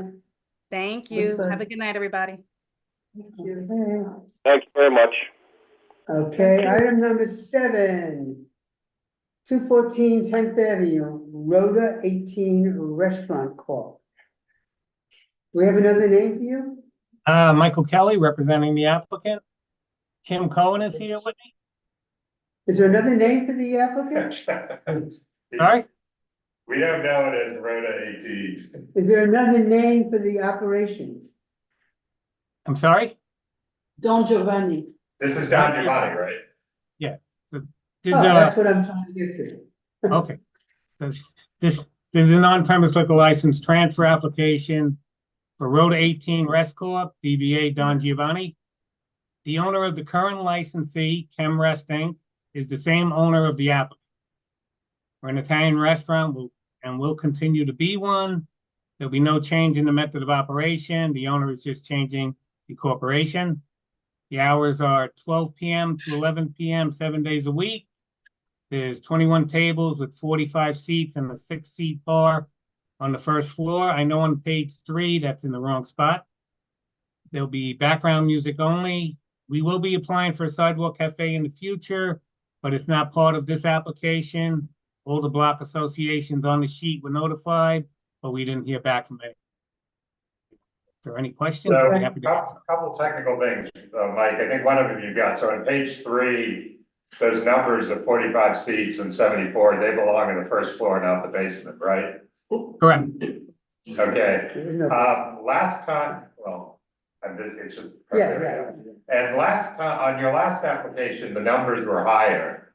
You had the C of O of 89, these and 56 seats, but the numbers on this form are the ones you're going with now, right? 21 Yes. tables, 45 seats. Yes, the first floor has 74 and the basement has 15. There'll be no seating in the basement, it's just prep. Okay. Okay, Inga? Yeah, I have 2 things. Mike, I emailed you when you sent out the notice to residents and you never responded. I'm So sorry, yes. I asked you a question, but it was a moot question. That would be unlike me. I'm sorry. Yeah. I just want to say Kimmy is an outstanding neighbor and citizen. Anytime anyone in the neighborhood needs anything, she's willing to help. So if there's no questions from the public, I would like to make a motion. Okay, just one thing, Mike. If you pass on to your client on 44th Street, there's an ongoing issue with the sidewalk cafe because years ago, they agreed that the southwest corner of the cafe would be angled to allow clearance from a street tree. And over time, that angling has been eliminated and they've made it a straight square. So we just asked that they go back to what they previously agreed to. This is 44th Street, not the Don Giovanni on 44th. I kind of remember that, yes. Yeah, it's hard to forget. But again, it's over time, it has, I'm sure they're just different people setting it up. So just remind them to continue to angle it the way it was. Okay. Anybody from the community, Nelly? No. That's mine. But the one in the middle, who's that? That's mine. Okay, Mike Kelly. There says one other. hand. All right. One hand raised, but I believe that's the applicant. Right. Okay. So. Anyone else here? There's no one else with a raised hand except for the applicant. Motion to approve. Second. All those in favor? Aye. It passes. Okay, thank you. You're talking about 44th Street for Yeah. 1 second, with the new rules. That's gonna be gone. That is going to be. Okay, item number 8, 651 9th Avenue, Lycia HK Incorporated. Lucia, Hi, yeah. you back? Yes, I'm back. This is a transfer application. So just ownership, just the corporate transfer, or are the people running it changing? People running changing. It's a manager taking over the establishment, but she'll keep everything as is. The hours, the food. So Ms. Chen. Nothing's changed. Nothing changed except for the corporate name and the person on the license. Okay, but the hours are the same. Method of operation all the same. Everything is same. The closing hour, they close at 1 a.m. from Monday to Thursdays, and Friday, Saturday, currently they're closing at 2 a.m. And they'll close at midnight on Sundays. Total 27 tables, 54 seats. The bar remains the same. Okay, Okay. very good. Motion. Wait. Is Anybody here? Anybody from the community now? Gotta go through the procedure. No, there's no one. Okay, motion? Second. Made a motion, No, second? I would like to make a motion, yes. Okay, all in favor? All in favor. Thank you. Thank you. Aye. Okay, going down the agenda, item number 9, 330 West 58th Street, the open kitchen. They're very popular with us today. I don't know. I'm so sorry. Okay. Again, this is a same owner, but she's added she has partners coming in. They dropped the red cork. Before it was divided into sushi damo on one side and red cork on the other. They dropped the red cork and everything is just under one sushi damo, and they're selling ramen as well. The method of operation, the tables, everything else remains the same except for the corporate name. And now instead of one, Ms. Davina before, now there are 3 officers. Currently, they close at 11 p.m. from Monday to Wednesday. Thursday and Saturday, it's 12 midnight closing, and on Sundays 10:30. We're keeping everything as is, except for the DBA name change and the company name change. Okay, thank you. Anybody from the committee, comments, questions? And Nellie from the community? There's no one. Okay, do I hear a motion? Second. And a second? All in favor? Aye. Okay, thank you. Item 10, 265 West 23rd Street, Blossom on Carmine, New York City. Okay. Again? Last one. Yes, again, last one on my agenda. That's it. I'm done. The last one. You're good, you're good. Okay. Urban Vegan Kitchen. They used to be in downtown Manhattan since 2018 to most recent earlier this year, and now they're relocating to 265 West 23rd Street. They're asking for full liquor because that's what they had before, and they would like to keep everything as is. I made a mistake. We made a mistake on the hour of operation. I'm so sorry. It should be, instead of 4 p.m. to 2 a.m., the opening hour is 11 a.m. They will be serving full menu, lunch, dinner. It's background music only.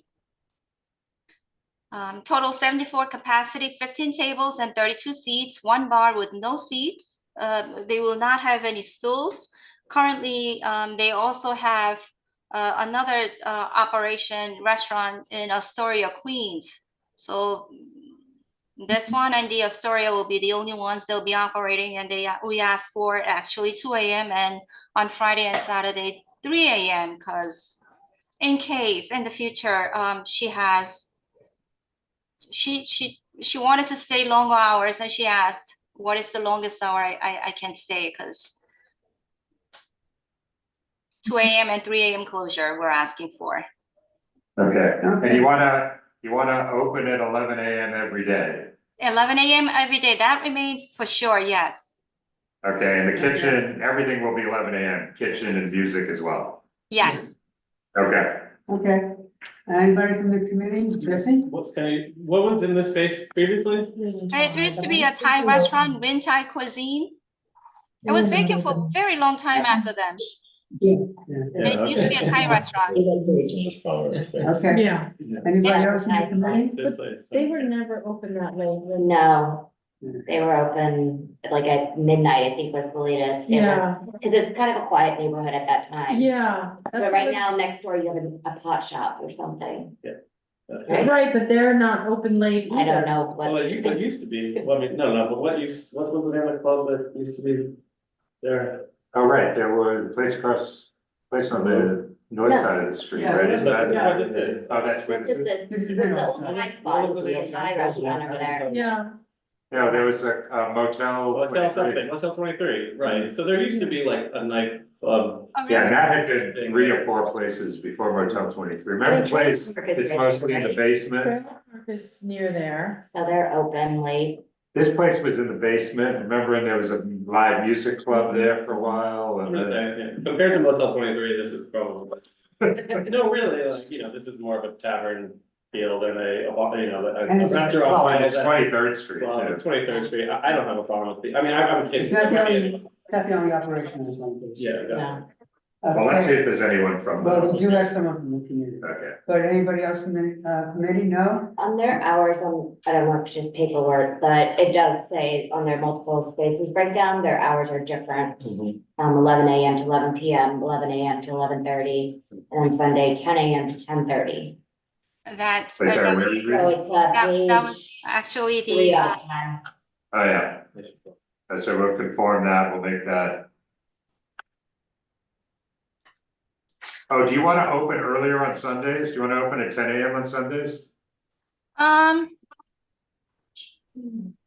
What, the point that was made on page 3 of the form, your hours are different than what you just asked for here. yes, because yes, well, we would like to open up 10 AM on Sundays for brunch, please. Okay, Okay. and then 2 AM. the correct hours are 2 AM and 3 AM that you're Yes, asking. 2 AM on during the weekdays and Sundays, and Friday and Saturday only 3 AM. Okay. Okay. If there's nobody else from the committee, I see somebody from the community. Tweet? Hi again. So, my first question before I launch into comments is, this is still a Black-owned restaurant, yes? It's gonna be a full service restaurant. Black-owned. I'm No, African it's not. American. It's not black owned. It's actually, no, I'm so sorry. It's his David is Hispanic background, and his wife Tara is just she's Okay, because Caucasian. I've seen it on Seamless and Grubhub as a Black-owned business. So I just wanted to double And they check. had a partner back in downtown Manhattan. Maybe that's why. But Okay. it's just gonna be husband and wife team. Okay. Okay. And as to the discussions the committee had with Hotel 23, that was actually on 23rd, closer to between 6th and 7th, closer to 7th. That wasn't on this block. On this block, I mean, the attorney should know that it's right next to Banchan, right? So It's right next to Banchan, so I thought we were gonna do Banchan and this application together, but well, yeah. I mean, I'm personally speaking, I can't speak to the Block Association as to how they feel about the hours, but I'm thrilled to have this vegan restaurant on my block. I mean, I will be going there every day. I'm vegan. But the other thing is with the construction that's going across the street, I'm not sure how that will affect the north side, but maybe you might want to keep that in mind since I'm the president of the Block Association. And with regards to, there's one other thing. Oh, and I don't know what trailer parks hours are, because that's also pretty, like, could be a late night spot, in which case, like, I don't think I would oppose 2 AM, but the 3 AM weekend would be pushing it. I'm happy with 2 AM if and Make sure it's across the board. Okay, we're saying 2 AM across the board. yes, 2 AM across the board, please. Okay. Anything else, Tweet? No, that's it. Yeah, I think that was it, but thank you. I was happy to contribute the input. Thank you, Tweet. Anybody else in the community, Nellie? No, there's no one else. Thank you. I hear a motion. Yeah. Motion to approve. Second. All in favor? Aye. Okay, thank you all. Item number 11. 94 7th Avenue, Pantheon Prime LLC.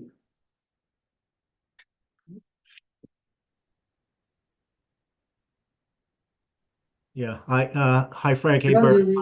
Hi, everybody. Donald Bernstein on behalf of the applicant. I'm here with, let's see, we got Kevin, we got Justin, and we got Nick. They're all here. This is going to be a high-end cocktail lounge. I'm going to give you some details on the application. I'll turn it over to Nick and Justin principally to speak. Both of them have many years in hospitality, and they can talk to you about their experience and their vision for this space. Last iteration was a COVID testing site that closed, and now we're going to be turning it into this upscale lounge. Both on the ground floor and on the cellar, there'll be seating on both levels. There'll be a bar on each level. The seating on the ground floor is 25 tables with 50 seats. In the cellar, smaller 16 tables with 32 seats. We plan to have a small sidewalk cafe of 4 tables and 8 seats. We're happy to come back on that, not make that part of this application. We're clearly not going to get it for the season, need time to build out. So we'll come back to you on that. And when we file with DOT, we'll come back. I think we showed you plans showing the clearances, so it complies with the new regulations. And it's on 7th Avenue, rather small, so hopefully we won't have a problem with that. And we're not looking to keep the Sidewalk Cafe open until midnight anyway. The interior hours will be from 11 a.m. to midnight, Sunday through Wednesday, and until 2 a.m. Thursday, Friday, and Saturday. The bartenders will all be tips trained, so there's no need for security. It's not large space. Nick will be there. Justin will be there pretty regularly, and they have a lot of experience with this kind of establishment. Music is background only, recorded. There is no DJ. There is no live music. There will be accordion doors. We do agree to close those at 10 during the week and 11 on weekends and whenever music is playing. So hopefully that is not an issue. We did fairly extensive outreach.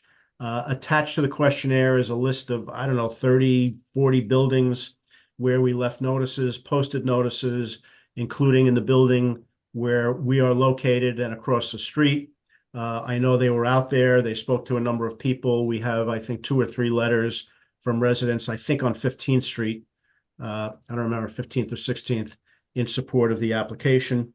And that's all I wanted to say. And Nick, you want to give a short 2-minute? Yeah, Donald, before we get to that, just on structure. So this is in a residential building? Yes. Have you thought about getting an acoustic study? Because looking at the photos, yes, the second floor seems pretty close to, the ceilings don't seem high in this. Yeah, we talked space.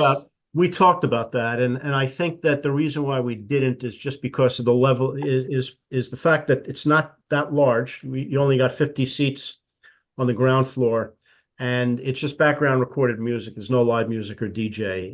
If you find that to be a critical component, and you say to get your approval, we got to do it, we'll do it. But we did discuss it. Okay, and we can talk about that after your client speaks, but 2 things if they could cover. One is what you'll be doing if you're at capacity, and whether you plan to have lines or take phone numbers or how you handle that. And the second, I know there's this big ambiguity about what bottle service means at this point. You say you're gonna have it. Does that mean you're the type of place that's charging, $400 for a table and a bottle of vodka, or do you have something else in mind? So do your presentation, but if you could just answer those 2 in the course of that'd be great. absolutely. First of all, thank you for having me, committee. I'll try to make this as quick as possible. In answer to your question, no, there will not be the $400 bottle nightclub lounge style. We just want to have that offered as part of our operation, and they will be priced far lower than that and handled accordingly. As far as queues, we do not want queues outside. We are going to handle this more of a Don Angie style way, where you put your name and reservation in, similar to Rain's Law Room, where we do not want a queue outside. It's not going to be a nightlife experience, and we really also don't want the bar to be deep, as they say. We want people to be seated. That's our goal. And we also have a very heavy food focus. So it's a high-end cocktail lounge, which is why we're opening at 11, with a European tapas style menu that is unique to New York. It's been done in Spain and Italy from my travels, and that's where we came up with it.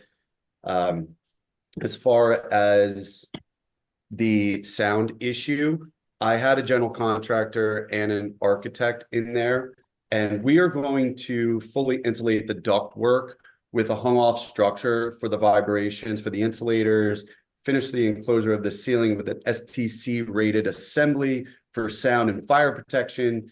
And we are aiming, and this is, as Donald said, we're just background music, but we want to be aware of our neighbors above us. We want people to come enjoy us for the experience from a food and beverage perspective.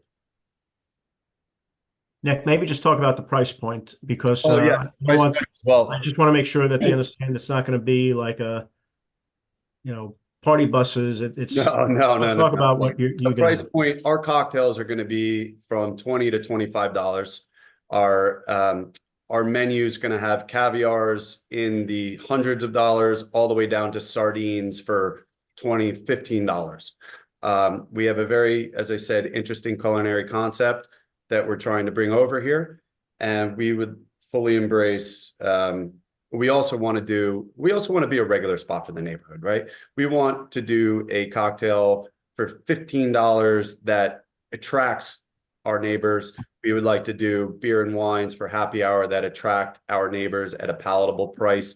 If they feel that 20 to 25, which unfortunately has become standard for a lot of cocktails in the city overall. But we aim to please, really. We're willing to work with everyone. And, we had the fortune of speaking to a few people during our outreach, and they all seemed to be very excited, saying that this is something the neighborhood could use. Okay, thank you. Anybody from the committee? Candace, Christine? Question on your diagram on your basement. It says there's an exit to the building. What exactly is that mean? Yeah. So in this application, we're most focused on our ground floor. However, upon seeing the basement with these 16-foot ceilings, it's incredible. There's a window out onto the building in the back. It seemed a waste to just put it as storage. And there's a door that directly connects to the underground of the building and goes directly within 150 feet from the backdoor entrance out into the building lobby. And our architect had looked at it and said, you may want to apply for downstairs because this would fit the specs. So that's why we included it in our application. Well, I guess the follow-up on, Yes, go ahead. on your question, how are your patrons going to enter the space? Are they going to go downstairs from the ground first floor, or is the building lobby somehow involved? No, definitely not. No, we want to. The building lobby is just the egress for the C of O, right? To obtain the C of O. So that'll only be an emergency. It's not going to be it's not an entrance. There's an internal staircase you could see on the ground floor, and that's how you get downstairs. Okay, thank you. Similar. Do you guys are familiar with Elmo in the way Elmo was designed up the block? It's just something that we thought could work from that perspective. Okay, Christine? Yeah, so you have indicated that you were going to have a vestibule within your establishment. Do you recall that? This is something you have answered into the in the form. I'm sorry. And then you. I'm sorry. Maybe I'm mishearing you. Did you say vestibule? Yes, that's the question. The question is, will applicant have a vestibule within the establishment? And you have responded yes. So is that accurate or not? You could have made a mistake, It may have. Donald? I think I meant pillars. Like the pillar, like one of our designs that we were thinking of. I think that's what that might have been. Okay. All right. Yeah. Well, but then related Christine, do you want to change the answer?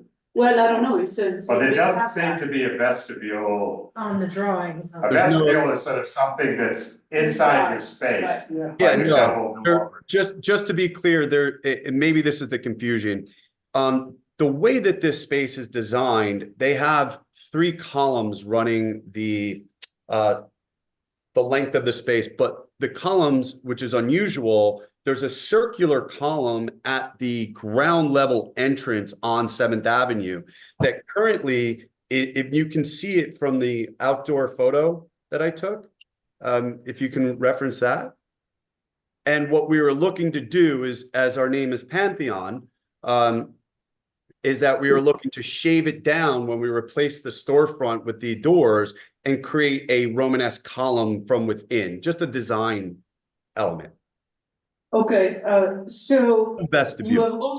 you have also said that you will have a storm enclosure. Is that what you're planning to do?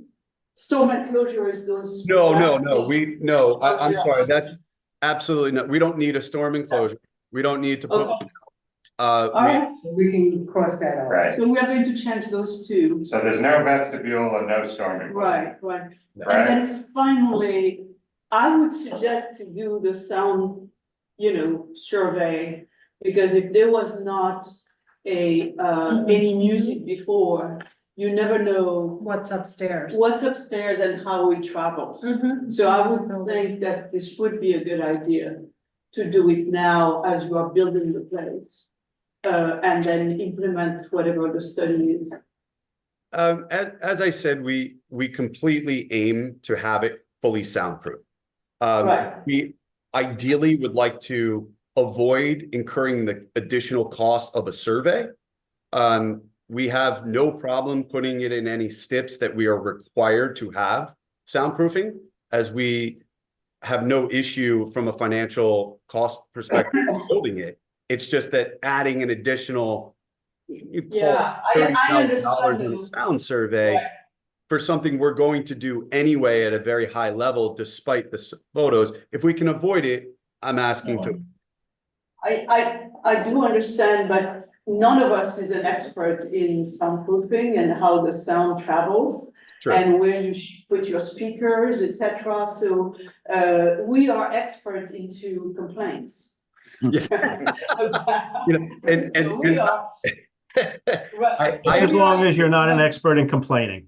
Yes. Right. And I'm an expert in taking complaints and not, and adhering to them and making people happy. Right. So I suggest that you get the study so you really know what to do. Because it wasn't licensed before. Right. Yeah. No, you're absolutely right. Yeah. Although, so yes. Yeah. And that's fine. But although, as you know, Westville and Bar B are both 2 doors down, and yes, they are in the facing building, so it's a separate building. So I wouldn't want to claim that the building has already experienced that from that side. Right. However, if you're requiring it of us, Kevin, Justin, Donald, if that's what we have to do in order to obtain our license, that's what we have to do. I think it's good. It's good for us. It's good for the neighbors. It's good for you. No problem in the future. This is good for everybody. That's our goal. Because it's not been licensed. Right. Yes. And we're gonna circulate an acoustical report. Right. And you're gonna follow the recommendations of the report. Okay. Great. Okay. I'm just curious how you guys are planning to run your front door with no security. Because if you have reservations coming in, or who's gonna be checking IDs, that sort of thing.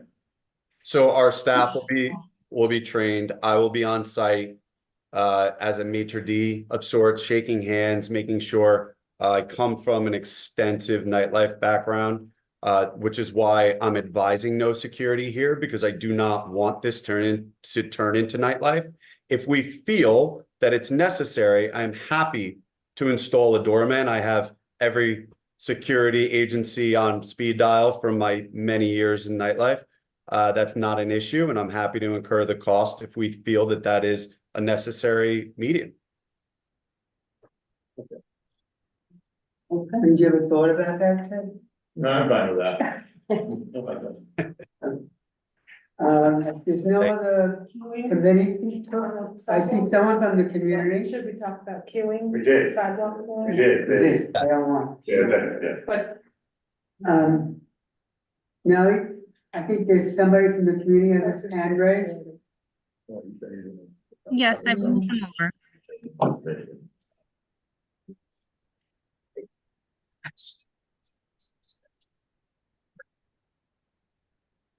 Okay. Hi, good evening. Hello? Hi, good evening. Can you hear me? We can hear you. Can you identify Hi. yourself, please? Yeah, my name is Jerry Summerer. I'm on the board of 227 West 16th Street. I've become aware of the petitioner's application through their outreach, their notice to residents in the neighborhood that was also distributed to our building. First of all, I'd like to thank all of you for the efforts you make, and my comment might be somewhat unqualified because I'm not a direct neighbor that will be directly impacted by this establishment. But I'm looking forward to the space being taken by someone, because the empty spaces on the avenue attract more and more garbage that's not being cleaned up, and everybody wants their place clean because it is their business card, and they want to attract clients. So I'm looking forward to the place being taken. And I thank you for all your effort and wish the best to the applicant. That's it. Thank you so much. Thank you, Jerry. Thank you, Jerry. Anybody else, Nelly? If not, Okay, well, let me just read the steps. So Donald and the rest of you gentlemen, these would be the additional steps. The application does not extend to any outdoor space at this time. Applicant will take reasonable steps to avoid patron lines on the sidewalk. On the cellar level, the door to the residential building will be used only as an emergency exit. An applicant will obtain an acoustic report from a New York City approved acoustician and submit it to the board office by March 25. And applicant agrees to implement the recommendations of the report. And did you say the vestibule? Oh yeah, we changed the answers on page 5 to no vestibule and no storm enclosure. okay. Yeah, All and, those- and the, Donald, and- you okay? yeah, and you the okay outdoor with all that? seating, yeah, the outdoor seating you said at this time. At this time, At yeah. this time. Okay, No so it's action. clear we will be coming back on that. I just want to make sure. Yes. Okay. Yeah. Yeah, I think I'm okay with that. We just have to hustle and get somebody by the 25th. So Yeah. it's, to get someone to get out there and do it and write a report, we'll make calls tomorrow. Do the best you can, and let us know if you run into problems. I mean, if we've got someone that can get out there but can't get the report, I'll let you know who it is, and maybe it's someone you know and you have some faith. Yeah, or if they can give us a quick bottom line without the report. We can get the report later. Okay. Okay, thank you. Thank do I you. hear a motion? Second, all in favor? Okay, Mike? Yes. Yes, okay. excuse me. Aye, Okay. aye, Gotcha. aye. All right. Okay. Good luck. Thank you. Thanks. Good Thank you, luck, guys. Thank you, guys. Bye. Good night. Appreciate it. Item number 12, 424 West 33rd Street. PJ Clark's Oyster Bar and Grill. Awesome. Sounds familiar. Yes, PJ. The applicant here? Representative of the applicant? So, welcome to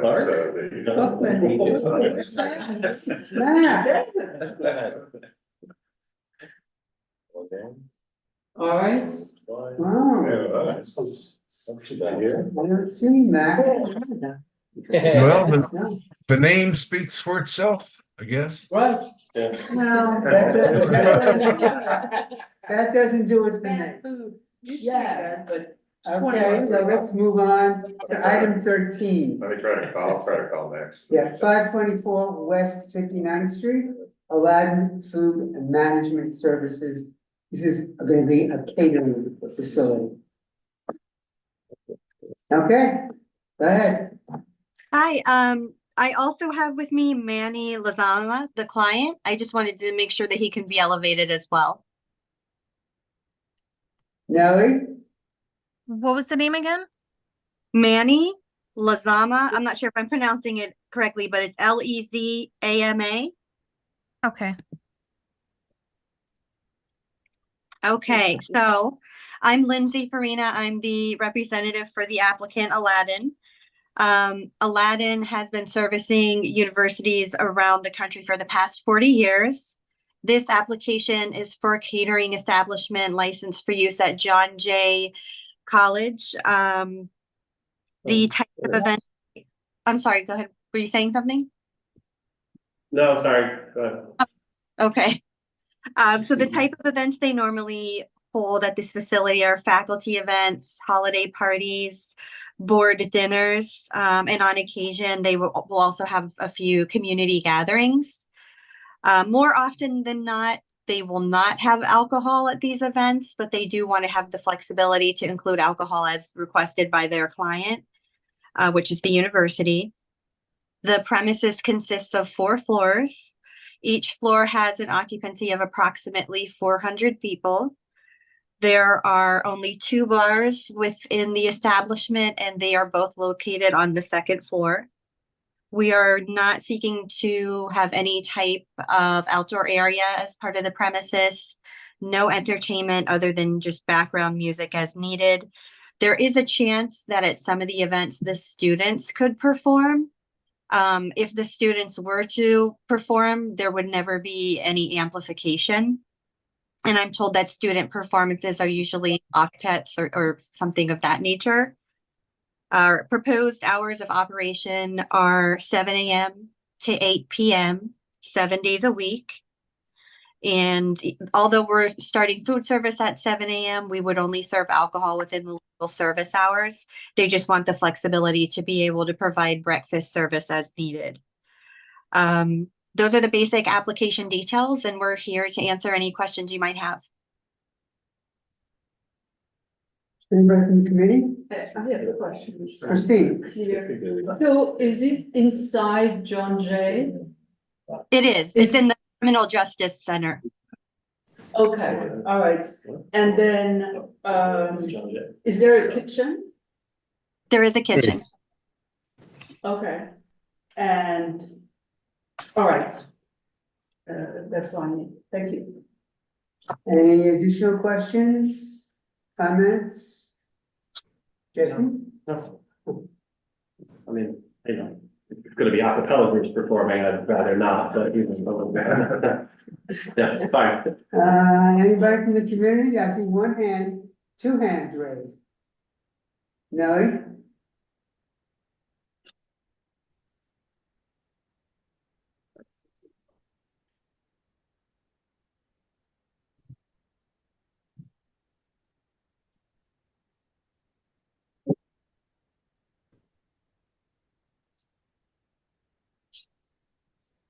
Frank, did you get through?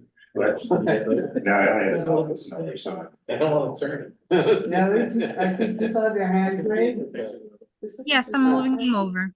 Okay, thank you. The first one is Jeremy and then Twee. Chelsea's gonna have to call it tomorrow. Jeremy? Jeremy, you can unmute. Hi, this is Jeremy.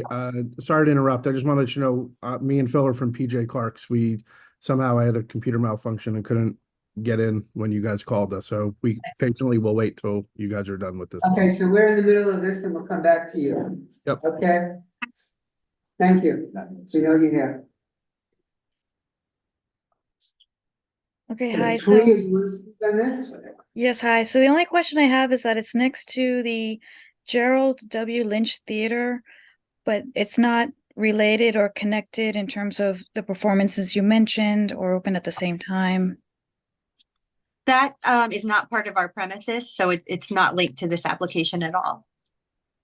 Okay, thank you. Yeah.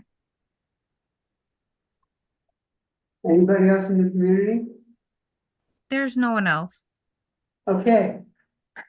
Do I hear a motion? Motion. And a second. Okay, thank you. Thank you very much. Can we now then go back to PJ Clark? How about a vote there? What? We just voted. You did? I didn't hear that. Aye. Aye. Okay, I'm remote as can be. Yes. Okay, the representatives for PJ Clark? Hi, this is Phil Scotty. Can you hear me? Yes. So I'm here with Jeremy Mazel. We're the We're the partners and operating members of PJ Clark's. We've been around for a long time. Between the two of us, we have about 70 years of experience. We're excited to come to the neighborhood and be part of it. And I enjoyed the whole meeting because Abra and the high-end cocktail lounge are going to charge much higher prices than we are. So, look, we're opening an oyster bar and grill. Yes, we're still serving hamburgers. It's really just a neighborhood place. We're not fancy. We're just PJs. I think you're going into the building we're sitting in right now. Really? We're upstairs from your space. Well, can you? That's convenient. Can you hear the music from up there? So, no, I like that building because it's an old building. We're not as fancy as Manhattan West and the other guys there. We just want to be us. All right. We don't want to have a club. We don't want to have, live music. We just want to become part of the neighborhood. But look, when we pick a location, we simply ask people around what restaurant did they go to today that they went to 5 years ago. Because that's kind of the restaurant that we want to be. All right, I think it's clear from your form, but I just want to add an additional stipulation that the application doesn't extend to any outdoor space at this time. So you'll come back if you want a sidewalk cafe under the new rules, correct? I heard the previous applicants, and I also was not aware of that. 100 years ago, I used to be on Community Board 7, and it was the old way where we had to get the approval of the Community Board first, and then go to DOT. Yeah, now it goes through The the other DOT. way. Reverse. So, plus, Okay. the gentleman that was eating with a beard all during the meeting, what's his name? Oh, Gentlemen, Got many beards and many people eating. you know, his doppelganger is our electrician.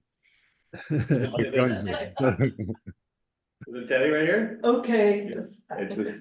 Look, we're having background music. We're having a vestibule. We have 3 places in New York. We have one in Philadelphia. We have one in DC. And that's what we're doing. Okay. And we all know it. Any questions? Anybody from the community now? Nope.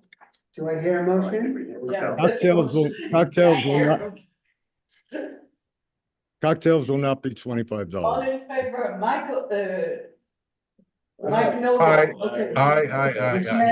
Make sure that we bring in with us. Thank you, guys. Thank you. Thank you. I'm looking for that Cadillac burger, by the way. We can deliver. Bring it up to you.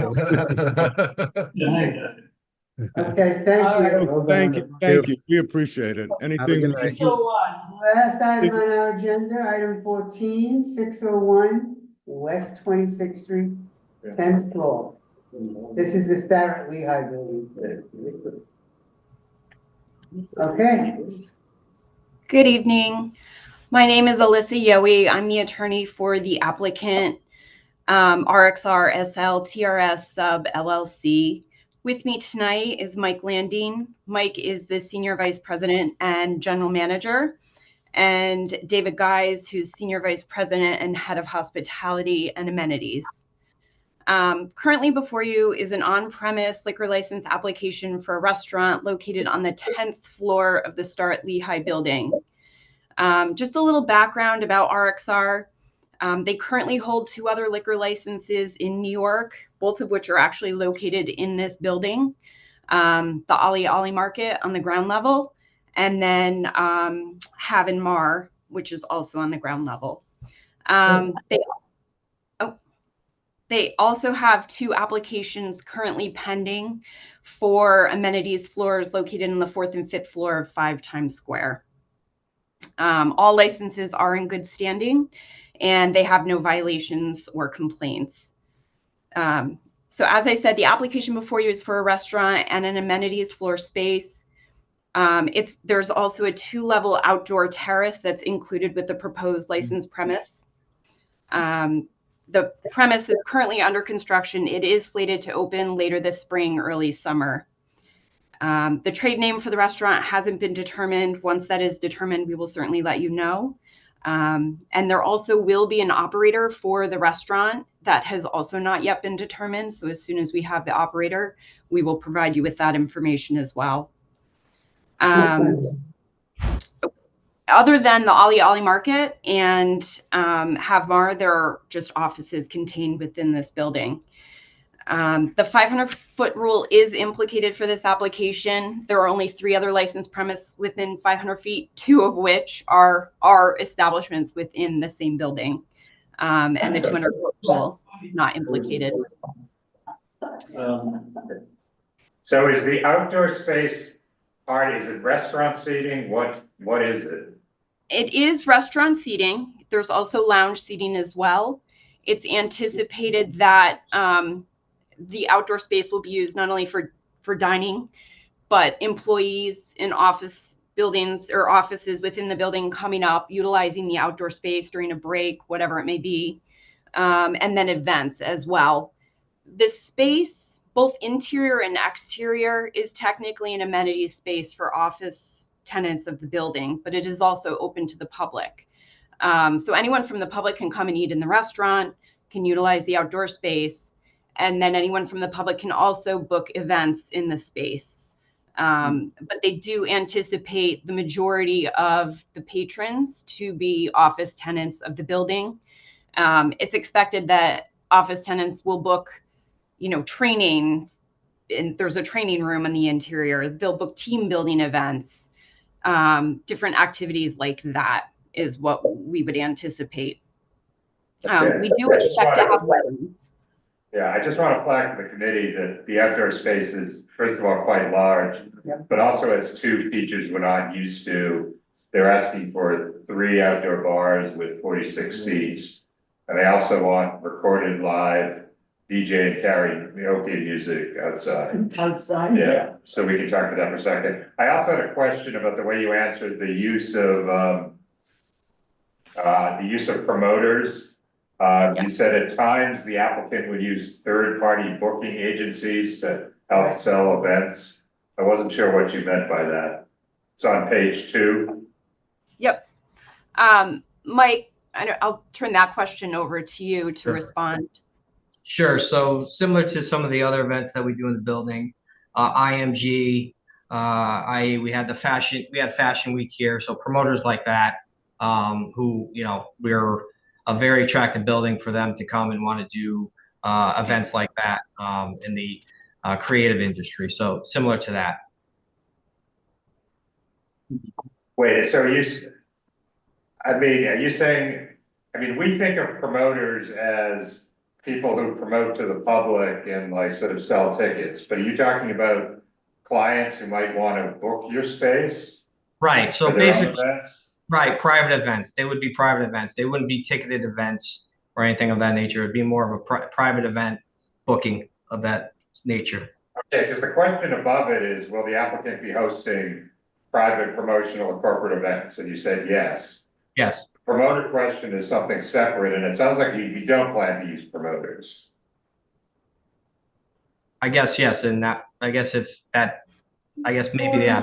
understand the question, or we didn't answer it in the correct manner. If someone booking a private event would be under the prior question. I think they might actually have people that go out and, like a promoter, they're booking private events. They're just going out and booking. Well, what we're trying to avoid, and again, I'm not saying it's this kind of place, but there are places that turn their entire space over to a different organization for the night, and that's where the problems are at. That will not be occurring here. That is not those types of intended events. Your team and your staff will be in charge of everything happening there, even if it's a private event. Correct. Yes. They would have to, any event in the building goes under the guidelines of our rules and regs of the building. Right, and it's your staff that will be running it and handling, like, okay, so I think the answer to the promoter question more correctly is no, if you're okay with that. Yeah, and I have a question about, I think you said you don't know yet who's gonna operate the restaurant? Correct. We're in negotiations with them right now. What does that mean? I thought you guys are the ones who are running the manager. You're just the managers. We are going to hire a manager. They're the building owner, similar to Ali Market, where we have a operator, a high-end restaurant operator will operate this space as well. Right. Oh wait, doesn't the operator? Because this is unusual. This is the owner. It's just like the landlord of the building was coming and say, I want the license, but they have not hired the manager. Oh, let me see if I understand that. You guys are the owners of the Starrett Lehigh building? Yes. Yes. They are. Okay, now it makes more sense. Okay, but. It makes more sense. But you folks are gonna be responsible for the liquor license, not the operator you hire? The operator will also. Is the operator gonna have to come back to get on the liquor license? How do you plan to do that?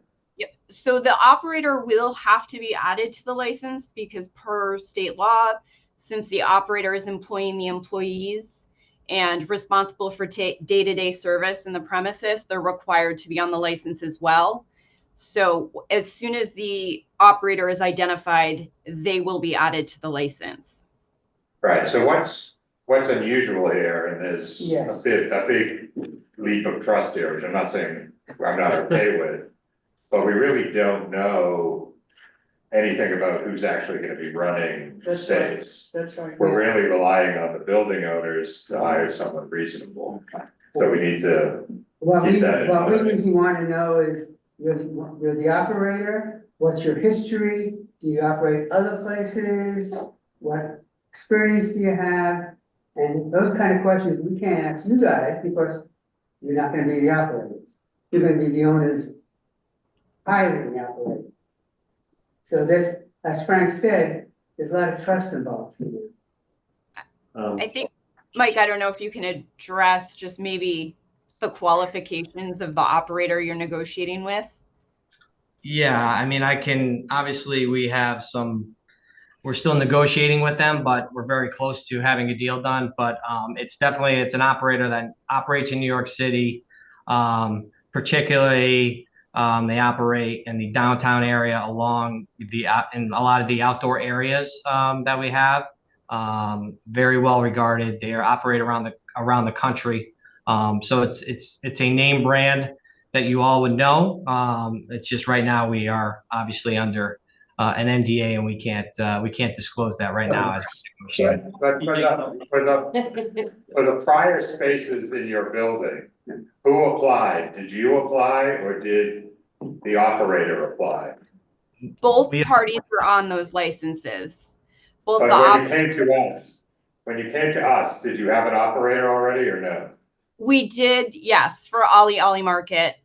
Haven Mar, the operator actually appeared before you. RXR was on the license, but RXR did not appear before you. Right, that's what I remember, at least about Haven Mar. Okay, Jesse? So not knowing the operator, but knowing that you're maybe close to an operator, it might make sense to delay for a month, because also separately, having learned my lesson about large outdoor spaces and approving without all the requisite information, I'm just looking around, and obviously it does look like this is largely a commercial area, but without having a sense of what the space really feels like, looks like, and who is around, I mean, I think this is sort of an ideal space for a site tour, if that would be possible before, so that we could really get comfortable with the space and understand what it is we're talking about here. And so, if we push this back a month, that would give us both time, both you time to bring an operator to us and us time to really check out the space. That would work. We're certainly amenable to a site visit. We did actually offer that. And we were told, we gave some dates and times, and we were told nobody wanted to come to this space. One of the concerns is the terrace is under. Under construction. Yeah, sorry, I'm sorry, keep going, sorry. The terrace isn't under construction, so you can't actually go out on the terrace. You can view it from inside, and you can go to a higher level floor and go out and look down, but you can't actually go out on the terrace at this time. It's not safe. I think that's it. Yeah. So I have a few questions. One is, I looked on Google to see what is the building to the north. And it seems to be a commercial building. Is that true? Yeah. Okay. And what is the building to the south? Commercial. It's commercial as well. Okay. All And the right. building to the Right. east is commercial. Right. Okay. And getting on to beyond those issues that I agree with, all this kind of music on this terrace seems a little bit too much. So we're going to have to reduce that to something that is reasonable here. Because normally our rules is no music on the terrace. Right, and we None. really discourage outdoor bars. Right, and outdoors bar. So you are on this subject, you are going out beyond all the things that you have approved to date. And that is maybe something you want to think about. And actually, as I think about this, with that outdoor space and not knowing what kind of operator it is, I think I would favor your postponing and coming back next month or whenever you have an operator. We'll put you at the top of your category in the agenda, so you don't have to sit around for 3 hours. But, might I say, just this could be an ideal space for where there could be an outdoor bar, and we just don't know, and because it's surrounded by commercial, and I can see, I'm imagining when they see private events, they're maybe even thinking like weddings and things like that, and so, which wouldn't be, an absurd use of the space, so I think it's worth looking at. You have the building to the north, which is now under construction, right? That's a commercial building. That's all I commercial. checked it Oh, on not new construction, I mean, this is the old. Yeah, they're building on Right. top of it. They have the building on top, they have all these outdoor spaces going on also. They're gonna become successful. Right. Yeah, but you don't want to have 20 outdoor space, all, turning up the amp, so that we all. Nellie, is there anyone from the community here about this one? Repeat that again, Frank? Anyone from the community to speak about this one? Twee. Oh, you want to hear from her, and in the meantime, think about what we want to do. Yeah, let's hear from Twee. It sounds probably very.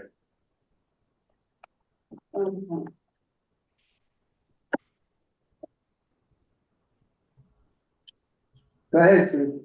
Hi, I don't know why you guys are laughing. All right, so Lehigh Starrett, the Starrett Lehigh building, the first thing that came to mind wasn't it somewhat like under Chelsea land use in terms of a landmark building, and has some sort of prestige and, sterling quality to it? Yeah. Because All of the above. Because Yeah. to have Yes. something like the outdoor space that was described seems to really not be in line with its reputation or its character. Character's changing. And there seems to be, when I'm looking at what Frank pointed out, the number of seats and also outdoor terrace is both the 10th and 11th floor. It's not just one floor. And the number of seats is greater for the outdoor space, even though the capacity is 480. So proportionally, and then the number of seats in the indoor space is 136 versus capacity of 1,000, over 1,000. So that's a little bit of a concern.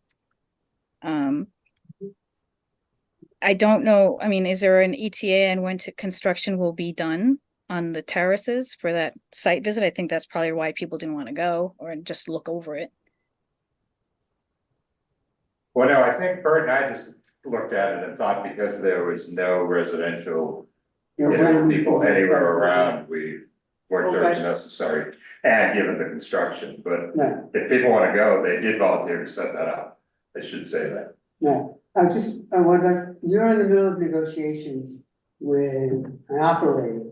I know negotiations are never finished until they're finished. Do you have a sense that maybe by next month that they might be finished? And you can come back to us with an operator? Yeah, I think we would be done with the negotiations by then. And Which would be preferable, I think, yeah.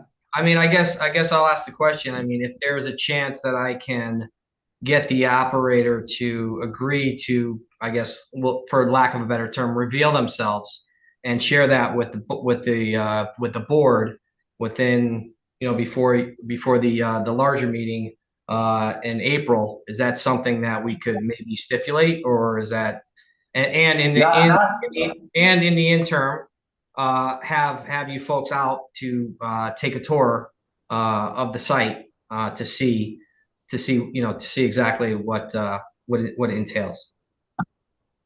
The problem is we don't really get to ask the kind of questions we would ordinarily ask of an applicant. And as I said, I think, how the outdoor space is gonna be treated is, I'm not saying, I mean, I think we'll be able to work it out, but we will wanna have a clear understanding of who's going in there and how they're gonna be using it. Right. So the more I think about it, and again, I don't recall us ever approving a space or an owner that didn't have an operator in the 10 years or so I've been doing this. No. Yeah, that's a good idea. So if you would postpone a month, at least I would be happy with that. I'm getting a lot of nods around the table. And could you also? And then Candace? Go ahead. I had a question, I guess, about the design. I was reading it, it says like canopies and pergolas and like we're up at a high space, like that kind of stuff. That's more of like your construction end on that, but just I'm thinking, I remember Chelsea land use when it was going on, you guys were redoing your heating or something. And it was about the actual, what you could see from the street. Right. So everything's right there towards it's not in the center, it's more on the outside. So things like that, I would like to see a little bit more to make sure we're not messing up with the land use, what they wanted with this building. Which is what Judy's saying. Yeah, that's right. Just to clarify, everything has been submitted to Landmarks and has been approved. So everything from design to look has been approved by Landmarks. Okay. Okay, that's good to know. Yep. Okay. Ms. Yohe, did you email this? Because I didn't get an email about this packet. I checked my email. I did send emails. There's attached to our packet, there's a list of everybody we did email, and it was based off of the list we were provided from the community board. Okay. It's also on the CB4 website now. Ava?